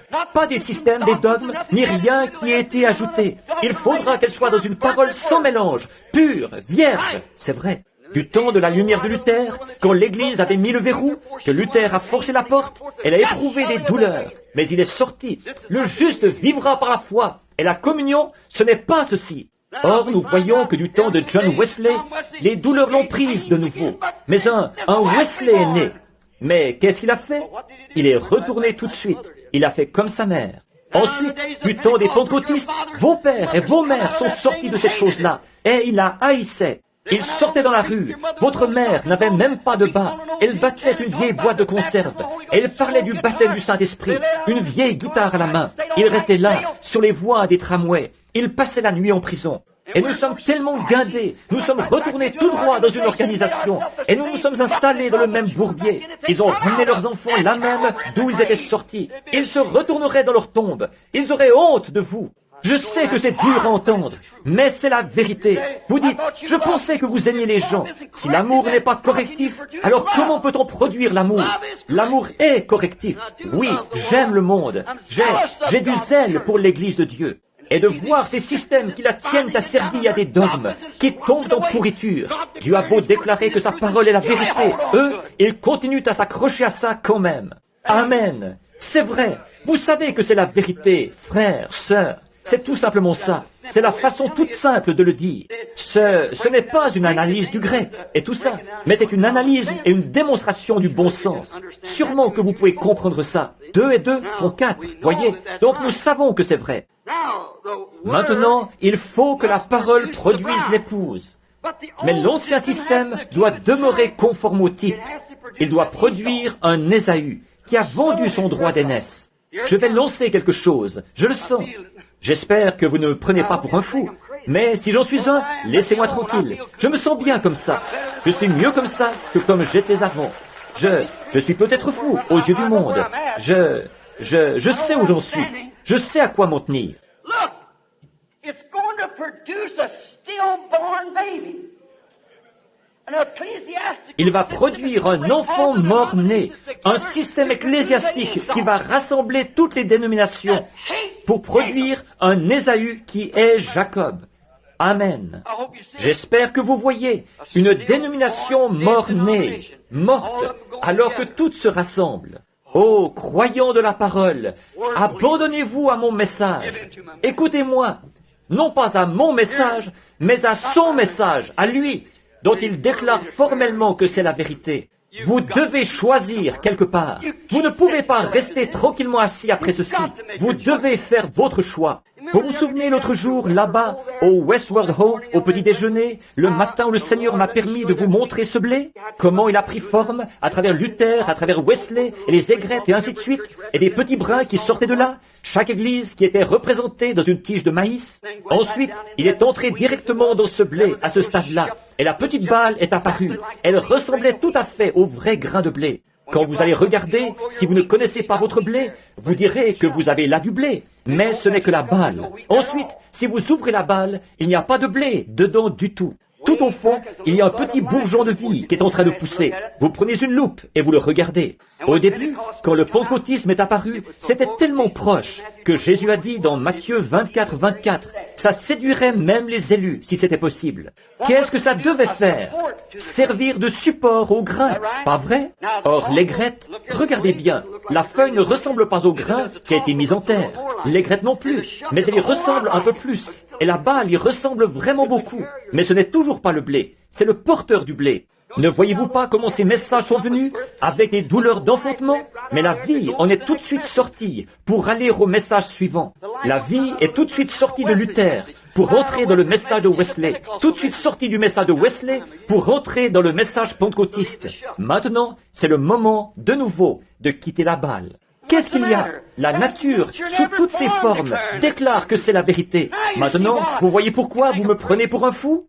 Peut-être que j'en suis un, comme je l'ai dit, mais il y a quelque chose en moi. Je ne peux pas l'arrêter. Ce n'est pas moi qui l'ai mis là.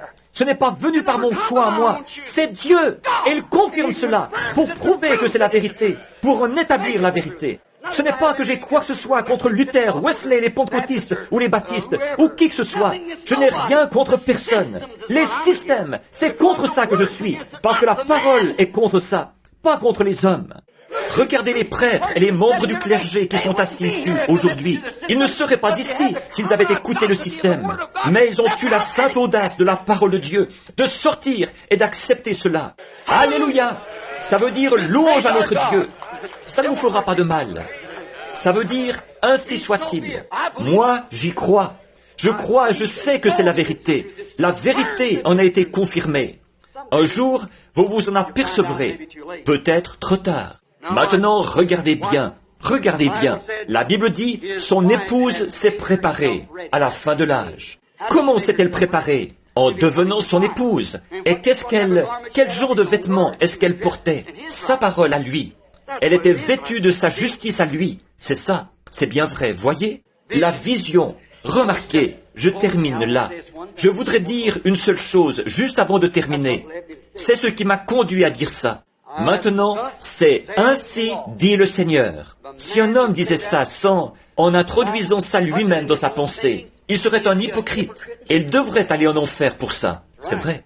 S'il cherchait à entraîner un groupe de gens, de bonnes personnes comme ça, à les séduire, eh bien, il serait un démon dans une chair humaine. Jamais Dieu ne l'honorerait. Pensez-vous que Dieu honorerait un démon ou un mensonge? Jamais. Voyez, ça leur passe au-dessus de la tête et ils ne saisissent pas. Ils retirent les élus de là. Regardez tous les prophètes au cours des âges, comment ils s'y est pris pour aller chercher les élus. Regardez, au fur et à mesure qu'ils se sont succédés, jusqu'à la Réforme même. Par exemple, l'Église catholique romaine a brûlé Jeanne d'Arc sur le bûcher, comme sorcière. C'est vrai. Plus tard, ils ont découvert qu'elle n'en était pas une. Elle était une sainte. Naturellement, ils ont fait pénitence. Ils ont déterré les corps des prêtres et les ont jetés au fleuve. Mais vous savez, dans les registres de Dieu, ce n'est pas réglé. Non! Ils ont appelé Saint Patrick, un des leurs aussi. Voyez-vous? Et il est à peu près autant que moi. Alors, si nous remarquons, regardez ces enfants. Regardez comment c'était chez lui. Regardez combien de gens ont été tués. Regardez le martyrologe. Et voyez combien ont été tués là-bas. Voyez-vous? Ce n'est pas vrai. Mais ce n'est pas ce que les gens prétendent qui est forcément vrai. C'est ce que Dieu a dit et ce qu'il prouve comme étant la vérité. Éprouvez toute chose. Retenez ce qui est bon. Alors, il se trouve qu'il y a quelques mois environ, là, un matin, je sortais de la maison et une vision est venue. Je mets au défi quiconque ici, qui, toutes ces années, a eu connaissance de ces choses, de dire une seule fois où le Seigneur m'ait laissé dire « Ainsi dit le Seigneur » sans que la chose arrive. Combien savent que c'est la vérité? Levez la main. C'est vrai. Est-ce que quelqu'un peut dire le contraire? C'est vrai. Ne prêtez pas attention au messager. Regardez le message qui est là. Voilà ce que c'est. Voyez, ce n'est pas ça. Ne faites pas attention à ce petit homme chauve. Vous savez, à la personne. Parce que ce n'est qu'un être humain. Et tous, nous sommes tous pareils. Mais observez ce qui arrive. C'est ça qui montre ce qu'il en est. J'ai été emmené. Bon, je sais que les gens disent toutes sortes de choses, et nous savons que bien souvent ce n'est pas vrai. Je ne peux pas répondre de ce qu'un autre, de ce que n'importe quel homme dit. Je dois répondre de ce que moi je dis. Je peux seulement dire si c'est la vérité ou pas. Et c'est moi qui dois être responsable de ça, et non de ce que quelqu'un d'autre dit. Je ne peux juger personne. Je n'ai pas été envoyé pour juger, mais pour prêcher le message. Remarquez, j'allais avoir une vision préalable de l'Église. J'ai été emmené par quelqu'un que je ne voyais pas, et j'ai été placé sur un genre de tribune. Et j'ai entendu la musique la plus douce que j'ai jamais entendue. J'ai regardé, et j'ai vu venir un groupe de jeunes femmes. Elles avaient l'air d'avoir, disons, autour de 20 ans. Elles avaient toutes les cheveux longs. Elles avaient des habillements différents, des habillements de différents types. Elles marchaient au pas de cette musique, de façon tout à fait parfaite. Elles sont arrivées à ma gauche, et elles s'en allaient dans cette direction-ci, et je les observais. Alors j'ai regardé pour voir qui était celui qui me parlait, et je n'ai vu personne. Ensuite, j'ai entendu une musique de rock'n'roll qui se rapprochait. Et quand j'ai regardé à ma droite, voici, j'ai vu venir dans cette direction-ci, les églises du monde. Chacune d'elles portait sa bannière, celle de l'endroit d'où elle venait. Quelques-uns des spécimens les plus sales que j'ai jamais vus de ma vie. Et quand l'église américaine est arrivée, c'était pire que tout ce que j'ai jamais vu. Le Père Céleste est mon juge. Elle portait ses jupes d'un blanc grisâtre, du genre que portent les serveuses de bar. Il n'y avait rien à l'arrière, ici. Elle tenait un genre de morceau de papier grisâtre. C'était comme si elle dansait le hula, maquillée, les cheveux coupés courts, en fumant la cigarette et en se trémoussant, pendant qu'elle marchait au rythme du rock'n'roll. Et j'ai dit, est-ce que c'est ça l'église des États-Unis? Et la voix dit, oui, c'est ça. Et quand elle défilait, elle devait tenir ça comme ceci, mettre le papier derrière elle quand elle défilait. Je me suis mis à pleurer. Je me suis simplement dit, tout mon travail, et tout ce que j'ai fait, et tout ce que nous, ministres, avons fait ensemble comme travail. Frères, je ne sais pas jusqu'à quel point vous croyez à ces visions, mais pour moi, c'est la vérité. Elles se sont toujours avérées justes. Quand j'ai vu ça, et en sachant ce qui était en train de se passer, mon cœur a failli se briser au-dedans de moi. Qu'est-ce que j'ai fait? Comment ai-je échoué? Je m'en suis tenu strictement à la parole, Seigneur. Alors, comment ai-je pu? J'ai pensé, pourquoi est-ce que tu m'aurais donné une vision il n'y a pas longtemps, où je me suis vu là-bas? Et j'avais dit, eh bien, est-ce qu'ils devront être jugés? Il avait dit, le groupe de Paul aussi. J'ai dit, j'ai prêché la même parole que lui. Les hommes d'affaires chrétiens en ont publié l'article. Alors j'ai dit, pourquoi en est-il ainsi? J'ai vu ce groupe de prostituées qui défilaient comme ça, toutes vêtues comme ça, et qui s'appelait l'Église de Miss USA.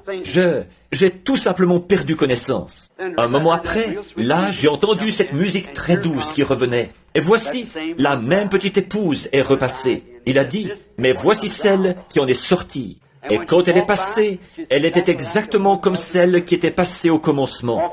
Elle marchait au pas de la musique, de la parole de Dieu. Elle défilait. Et quand j'ai vu ça, je me suis tenu là, les deux mains en l'air, en train de pleurer, comme ça. Quand je suis revenu à moi, j'étais là-bas, debout sur mon perron, en train de regarder de l'autre côté du champ. Qu'en est-il? Elle devra être la même épouse, la même espèce, bâtie à l'aide du même type de matériaux que celle du commencement. Maintenant, lisez Malachie 4. Voyez si nous ne sommes pas censés avoir un message dans les derniers jours qui ramènera les cœurs des enfants vers les pères, les ramènera au message pentecôtiste originel, parole sur parole. Frères, nous en sommes là. Or, cette Église est censée recevoir un signe, son dernier signe. Nous constatons ici, dans l'Écriture, nous voyons là, voyez-vous, les grandes douleurs de l'enfantement qui sont éprouvées en cet âge de l'Odyssée. Elle naît. Leur Église est en train de naître de nouveau. Non pas, il n'y aura plus une seule organisation. N'importe qui sait que chaque fois qu'un message était proclamé, demandez aux historiens. Après qu'un message était proclamé, une organisation en sortait. Oh, Alexandre Campbell, tous les autres, Martin Luther et tout, on en faisait une organisation. D'habitude, un message ne dure qu'à peu près 3 ans, un réveil. Celui-ci dure depuis 15 ans, et il n'en est sorti aucune organisation. Pourquoi? La balle a été la dernière. Nous sommes à la fin. Vous voyez les douleurs de l'enfantement? Vous voyez ce qu'il y a? Un reste seulement en sortira. Un reste seulement en sortira. Et c'est pour ça que je crie, que je peine, que j'insiste et que je renonce à me concilier les bonnes grâces de tout homme de cette terre pour trouver grâce devant Dieu et que je continue simplement à avancer dans sa parole. Les douleurs l'ont prise. C'est ça qu'il y a. Elle va donner naissance. Elle doit faire son choix. L'Écriture est sur la muraille. Nous voyons que la terre est presque sur le point de céder la place. C'est vrai. Et nous voyons l'Église. Elle est tellement pourrie qu'elle aussi est presque sur le point de céder la place. Et tout est dans les douleurs de l'enfantement, aussi bien le monde que l'Église. Un monde nouveau est sur le point de naître. Et une nouvelle Église aussi, qui va y passer le millénium. Ça, nous le savons. Regardez, Dieu lui donne, écoutez ceci attentivement, puis je termine. Son dernier signe, son dernier message, son dernier signe. Son dernier signe, c'est-à-dire qu'elle doit revenir à son état premier, le monde, l'Église. Regardez comment elle était au commencement, pendant toutes ces années-là, depuis Malachie jusqu'à Jésus. Regardez-la, pendant toutes ces années, maintenant. Regardez-la, pendant toute cette période-là, la corruption dans laquelle elle s'est retrouvée. Regardez la terre. Comment c'était, chaque fois, comme au jour de Noé, et ainsi de suite. Il faut que ce soit conforme au type, pareil. Et c'est ce que nous voyons, ce qui arriva au jour de Noé. Nous voyons toutes ces choses qui reflètent tout à fait le modèle. Alors, nous recevons un dernier signe. Dans Luc, chapitre 17, verset 28, Jésus a dit, « Ce qui arriva au jour de Sodome arrivera de même à la venue du Fils de l'homme. » En effet, ce qui arriva à Sodome, voyez-vous, or Jésus a lu cette même Bible, la même Genèse que nous lisons. Soyez attentifs, là, ne manquez pas ça. La même Bible que nous lisons, c'est ce que Jésus a lu. Et il a dit à son Église, regardez en arrière, pour voir quand les jours de Sodome reviendront de nouveau. Des gens pervertis, des hommes qui perdent leur nature. Regardez l'homosexualité qui augmente partout dans le monde aujourd'hui. C'était dans un journal dernièrement. Vous devriez venir dans mon bureau lire les lettres que des mères m'écrivent au sujet de leurs garçons. L'homosexualité a augmenté. Je pense que c'est de 20 ou de 30%, rien qu'en Californie depuis l'an passé. Un grand nombre des fonctionnaires même, on a découvert que c'était des homosexuels. Vous, les fonctionnaires, vous savez ça. Votre magazine, je l'ai lu. Et les différentes choses qui sont arrivées.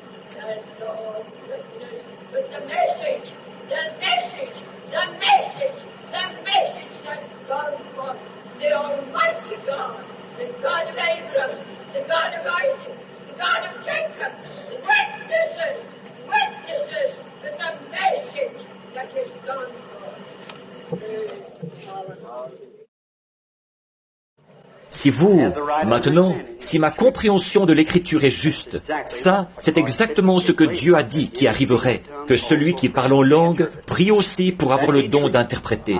Si c'est vrai, je vous ai dit la vérité. Alors Dieu est ici, en train de confirmer cela. C'est la vérité, c'est vrai. Maintenant, regardez, quel était ce dernier message, ce que Jésus disait là, ce qui arriva au jour de Sodome. Maintenant, regardez bien, juste avant que le monde des nations ait été brûlé, le feu. Maintenant, essayez de comprendre. Qu'est-ce qui s'est passé? Il y avait un groupe de gens, des membres d'église tièdes, comme Lot et son groupe, qui étaient dans Sodome. Il y avait un autre homme qui était déjà sorti de là. Il n'était pas là-bas au départ.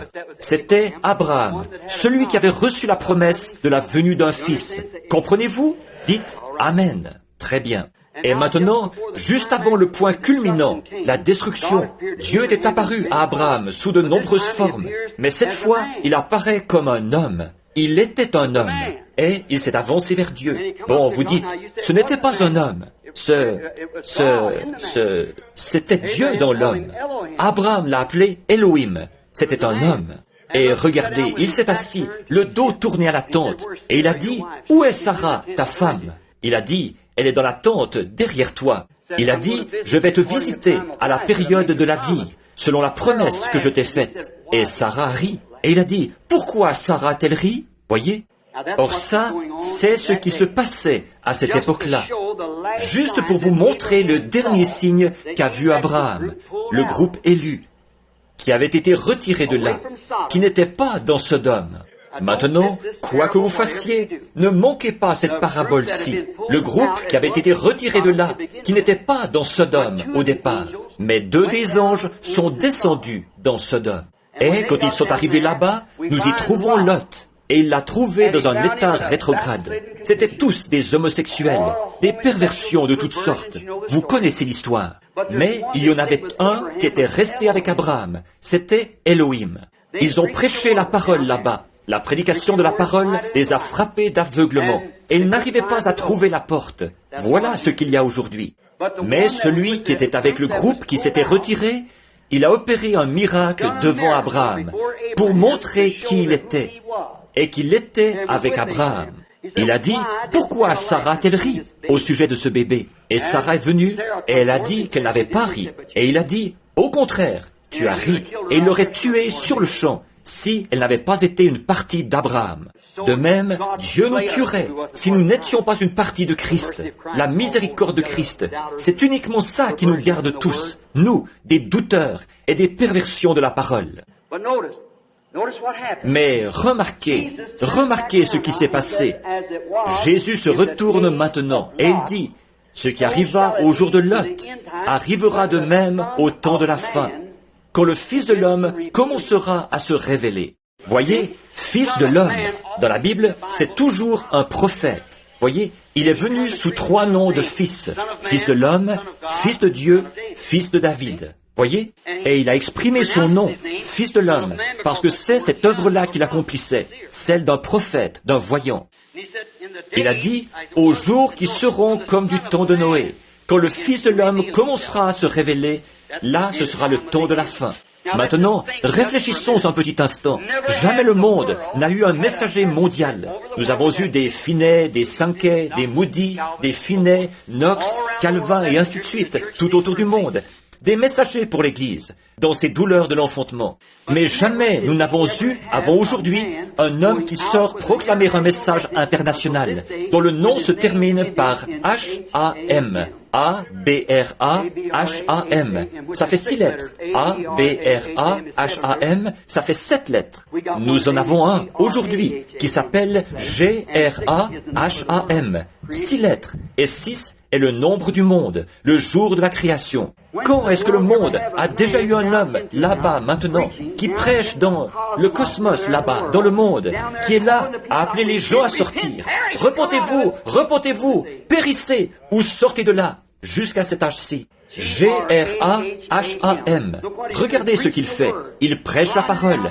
Il aveugle ceux du dehors. Il appelle « Sortez !» un messager venu de la part de Dieu. Jésus a dit que c'est ce qui arriverait au moment où le Fils de l'homme se révélerait. Maintenant, ça, où est-ce que ça se passe? Là-bas, dans les systèmes ecclésiastiques, le monde. Et il commence à haïr cet homme à cause de ça. Mais souvenez-vous, il y avait également un groupe qui était un groupe spirituel. C'était le groupe de Jacob, pas le groupe d'Ésaü. Il y avait le groupe de Jacob qui attendait le Fils. Eux n'étaient pas dans cette Babylone. Ils ont reçu un messager. Vous comprenez? Abraham, A-B-R-A-H-A-M. Eux ont reçu un messager. Et ce messager, quelle était la grande chose, la chose extraordinaire qu'il a faite pour montrer que c'était le temps de la fin? Il a discerné les pensées qui étaient dans l'esprit de Sarah. Et Jésus, le Fils de Dieu, qui avait été fait chair, il montrait que l'Esprit de Dieu allait revenir dans ce petit groupe élu du temps de la fin, et qu'il se révélerait de la même manière. Les douleurs de l'enfantement. Oh frères, s'il vous plaît, essayez de comprendre. Faites vraiment un effort. Ouvrez vos cœurs un instant. Regardez à Christ.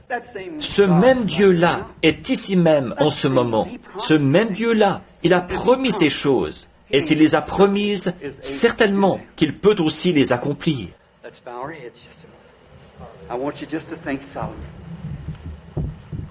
Courbons la tête un petit instant. Je voudrais que vous réfléchissiez sérieusement. Père, c'est entre tes mains maintenant. J'ai fait tout ce que j'ai pu. Je te prie d'aider les gens à comprendre. La semence a été plantée. Verse de l'eau, l'Esprit sur elle, Seigneur, et arrose-la pour ta gloire. Si j'ai fait une erreur, Seigneur, ce n'était pas mon intention. Je te prie, ô Dieu, d'interpréter cela comme il se doit, dans leur cœur, afin qu'ils voient et qu'ils comprennent. Accorde-le, Seigneur. C'est au nom de Jésus que je fais cette prière. Amen. Que le Seigneur vous bénisse. Je vous aime. Ce Dieu qui a prêché cette parole, ce Dieu qui est responsable de cette parole, je ne suis responsable que de la prononcer. C'est lui qui doit la vivifier. Ce même Dieu-là est ici. Maintenant, combien dans l'auditoire ont un besoin? Levez la main. Est-ce qu'il a promis de faire ces choses dans les derniers jours? Maintenant, regardez-moi. Or, c'est comme Pierre et Jean qui ont dit, regarde-nous, comme si, voyez, c'est ce qu'il lui a dit. Maintenant, regardez par ici. Maintenant, s'il vous plaît, ne vous déplacez pas. Ceci est très... J'essaye, j'y mets tout mon cœur. Soyez vraiment respectueux. Voyez, chacun de vous, vous êtes un esprit. Quand vous vous déplacez, évidemment, vous êtes une entité. J'essaie de capter la foi des gens. Une petite femme est passée à côté de lui et elle a touché son vêtement. Elle est allée s'asseoir. Jésus lui a dit quels étaient ses problèmes et elle a été guérie. Et maintenant, il a promis de faire ça de nouveau, que le Fils de l'homme se révélerait comme il l'a fait à Sodome. Le monde est dans cet état-là. L'Église est dans cet état-là. Maintenant, est-ce que Dieu a tenu sa parole? Voyez s'il l'a fait ou pas. Oh, nous avons eu des signes, des sceaux, des parlers en langue, des prophéties, ainsi de suite. Mais attendez, il y a un autre signe. Oh, nous avons beaucoup d'imitations charnelles. Ça ne fait que faire briller le vrai. N'importe quel faux dollar devrait faire briller le vrai. Maintenant, priez, croyez. Vraiment, je vous invite à relever le défi, à faire ça. Regardez et croyez ce que je vous ai dit. Combien croient que c'est la vérité? Peu m'importe qui vous êtes, ni où vous êtes. Tous ceux qui sont ici, pour autant que je sache, me sont parfaitement inconnus, à l'exception de Bill Dow et sa femme, qui sont assis juste là, pour autant que je sache. Je pense que je connais ce jeune prédicateur ici, qui vient de l'Allemagne, qui est assis là, et le frère, 2 ou 3 personnes qui sont assises juste là. Que quelqu'un qui est au fond de l'auditoire regarde, tout au fond, je vous invite à relever le défi, à croire que ce que je vous ai dit est la vérité. Et quand l'ange du Seigneur est descendu sur la rivière, il y a 33 ans, et qu'il a fait cette remarque, que dire de ça? Comment est-ce que je pouvais savoir? Et même mon pasteur Baptiste m'a mis à la porte de l'église. Il a dit, tu as eu un cauchemar, Billy. J'ai dit, un cauchemar, mais pas du tout, Dr. Davis. Si c'est comme ça, si c'est ça l'attitude que vous prenez, vous feriez bien de reprendre ma carte de l'association. Je savais qu'il y aurait quelqu'un, quelque part, qui y croirait. Dieu n'enverrait pas un message s'il n'y avait personne pour le recevoir. Oh, bien sûr, quand j'ai commencé à prier pour les malades, ça, c'était très bien. Mais quand je me suis mis à vous dire la vérité de la parole, là, c'est différent. Vous devriez le savoir. C'est ce qui s'est passé pour tous les messages. Jésus était formidable quand il entrait dans l'église et qu'il guérissait les gens et tout. Mais un jour, quand il s'est assis et qu'il a dit, « Moi et mon Père, nous sommes un. » Oh, avec ça, là, c'était réglé. Si vous ne mangez la chair du Fils de l'homme et si vous ne buvez son sang, vous n'avez point la vie en vous-même. Il ne l'a pas expliqué. Il voulait voir qui resterait avec lui. C'est vrai. Qu'est-ce que vous pensez qu'une foule, des docteurs et tout ont dit? Cet homme est un... Mais c'est un vampire. Manger sa chair et boire son sang? Il ne l'a jamais expliqué. Il ne l'a jamais expliqué. Mais quand même, pour les apôtres, cette parole était solide. Ça leur était bien égal. Ils ne la comprenaient pas. Ils la croyaient quand même. Voyez? Ils savaient, parce qu'ils avaient vu les œuvres de Dieu. Et ils savaient que c'était bien les œuvres de Dieu. Il a dit, ce sont elles qui rendent témoignage de moi. Voici un homme, une femme assise juste ici. Elle a la main levée. Bon, vous pouvez me traiter de fanatique si vous voulez, mais la même colonne de feu qui conduisait les enfants d'Israël dans le désert est juste au-dessus de cette femme. Or, souvenez-vous, Jésus a dit, encore un peu de temps et le monde ne me verra plus. Mais vous me verrez. Je suis venu de Dieu, je m'en vais à Dieu. Après sa mort, son ensevelissement. Il a dit aux Juifs, il a dit, il était ce rocher qui était dans le désert. Il était cette colonne de feu. Je suis celui qui suis. Je suis. C'était qui? Cette colonne de feu dans le buisson ardent. Pas vrai? Et elle a été faite chair. Elle a habité parmi nous. Il a dit, je suis venu de Dieu et je retourne à Dieu, afin de revenir sous la forme du Saint-Esprit. Et le voici avec nous aujourd'hui. Des photos scientifiques en ont été prises. Le voici pour le prouver. Plus que n'importe quelle photo scientifique. Plus que n'importe quoi. Il est ici pour le prouver. Car c'est lui. Moi, le Fils de l'homme, je serai révélé en ce jour. Maintenant, le voilà, là-bas. Je suis en train de le regarder. Vous dites, est-ce que vous le voyez? Jean aussi l'a vu, mais les autres non. Regardez, pour le prouver, là. Cette femme m'est inconnue. Je ne l'ai jamais vue de ma vie. Mais elle a des problèmes avec un de ses membres. C'est pour ça qu'elle prie. C'est vrai, madame. Vous avez été opérée pour ça. C'est votre mari qui est assis à côté de vous. Vous n'êtes pas d'ici. Vous venez de la Californie. Votre nom est Roland. Vos problèmes d'estomac, ça aussi, c'est terminé, monsieur. Vous aviez des problèmes d'estomac, n'est-ce pas? Eh bien, c'est complètement parti. Votre jambe à vous est guérie. En ce jour-là, le Fils de l'homme. Here, setting right back to here. There's a man. Tenez, assis par ici, juste là, il y a un homme. C'est un homme de couleur. Il a un problème avec ses yeux. Son travail, ce qu'il fait, c'est quelque chose en rapport avec une voiture. Il polit les voitures. Il applique la cire sur les voitures. C'est exact. Votre vue baisse beaucoup, c'est vrai. Vous venez d'entrer dans la foi, n'est-ce pas? Une chose très étrange vous est arrivée. Votre prénom est Fred. C'est exact. Votre nom de famille est Cohn. C'est exact. Croyez-vous maintenant? Alors, vous n'aurez plus de problème avec vos yeux. Je n'avais jamais vu cet homme de ma vie. L'homme qui est juste derrière, là, il n'est pas d'ici non plus. Il vient de la Californie. Il a des problèmes de dos. Monsieur Owens, c'est bien vous. Le Seigneur Jésus vous rétablit. Je n'ai jamais vu cet homme de ma vie. Je ne sais rien de lui. Je ne fais que suivre cette lumière à mesure qu'elle se déplace. Si vous pouvez le croire, tout est possible à ceux qui croient. Le jeune homme, assis ici, il a une hernie, il porte des lunettes et un complet gris. Fred, Dieu te guérit si tu le crois. Est-ce que tu veux l'accepter? Très bien. Je ne l'ai jamais vu de ma vie. Madame Holden, assise un peu plus loin, vous souffrez d'un problème aux yeux. Je ne connais pas cette femme, je ne l'ai jamais vue de ma vie, mais c'est vrai. Voyez, si vous pouvez le croire. Pourquoi pleurez-vous, petite sœur? Vous souffrez d'une dépression nerveuse, d'une bronchite, de problèmes cardiaques. Croyez-vous que Dieu va vous rétablir? Assis sur le siège au bout, là-bas.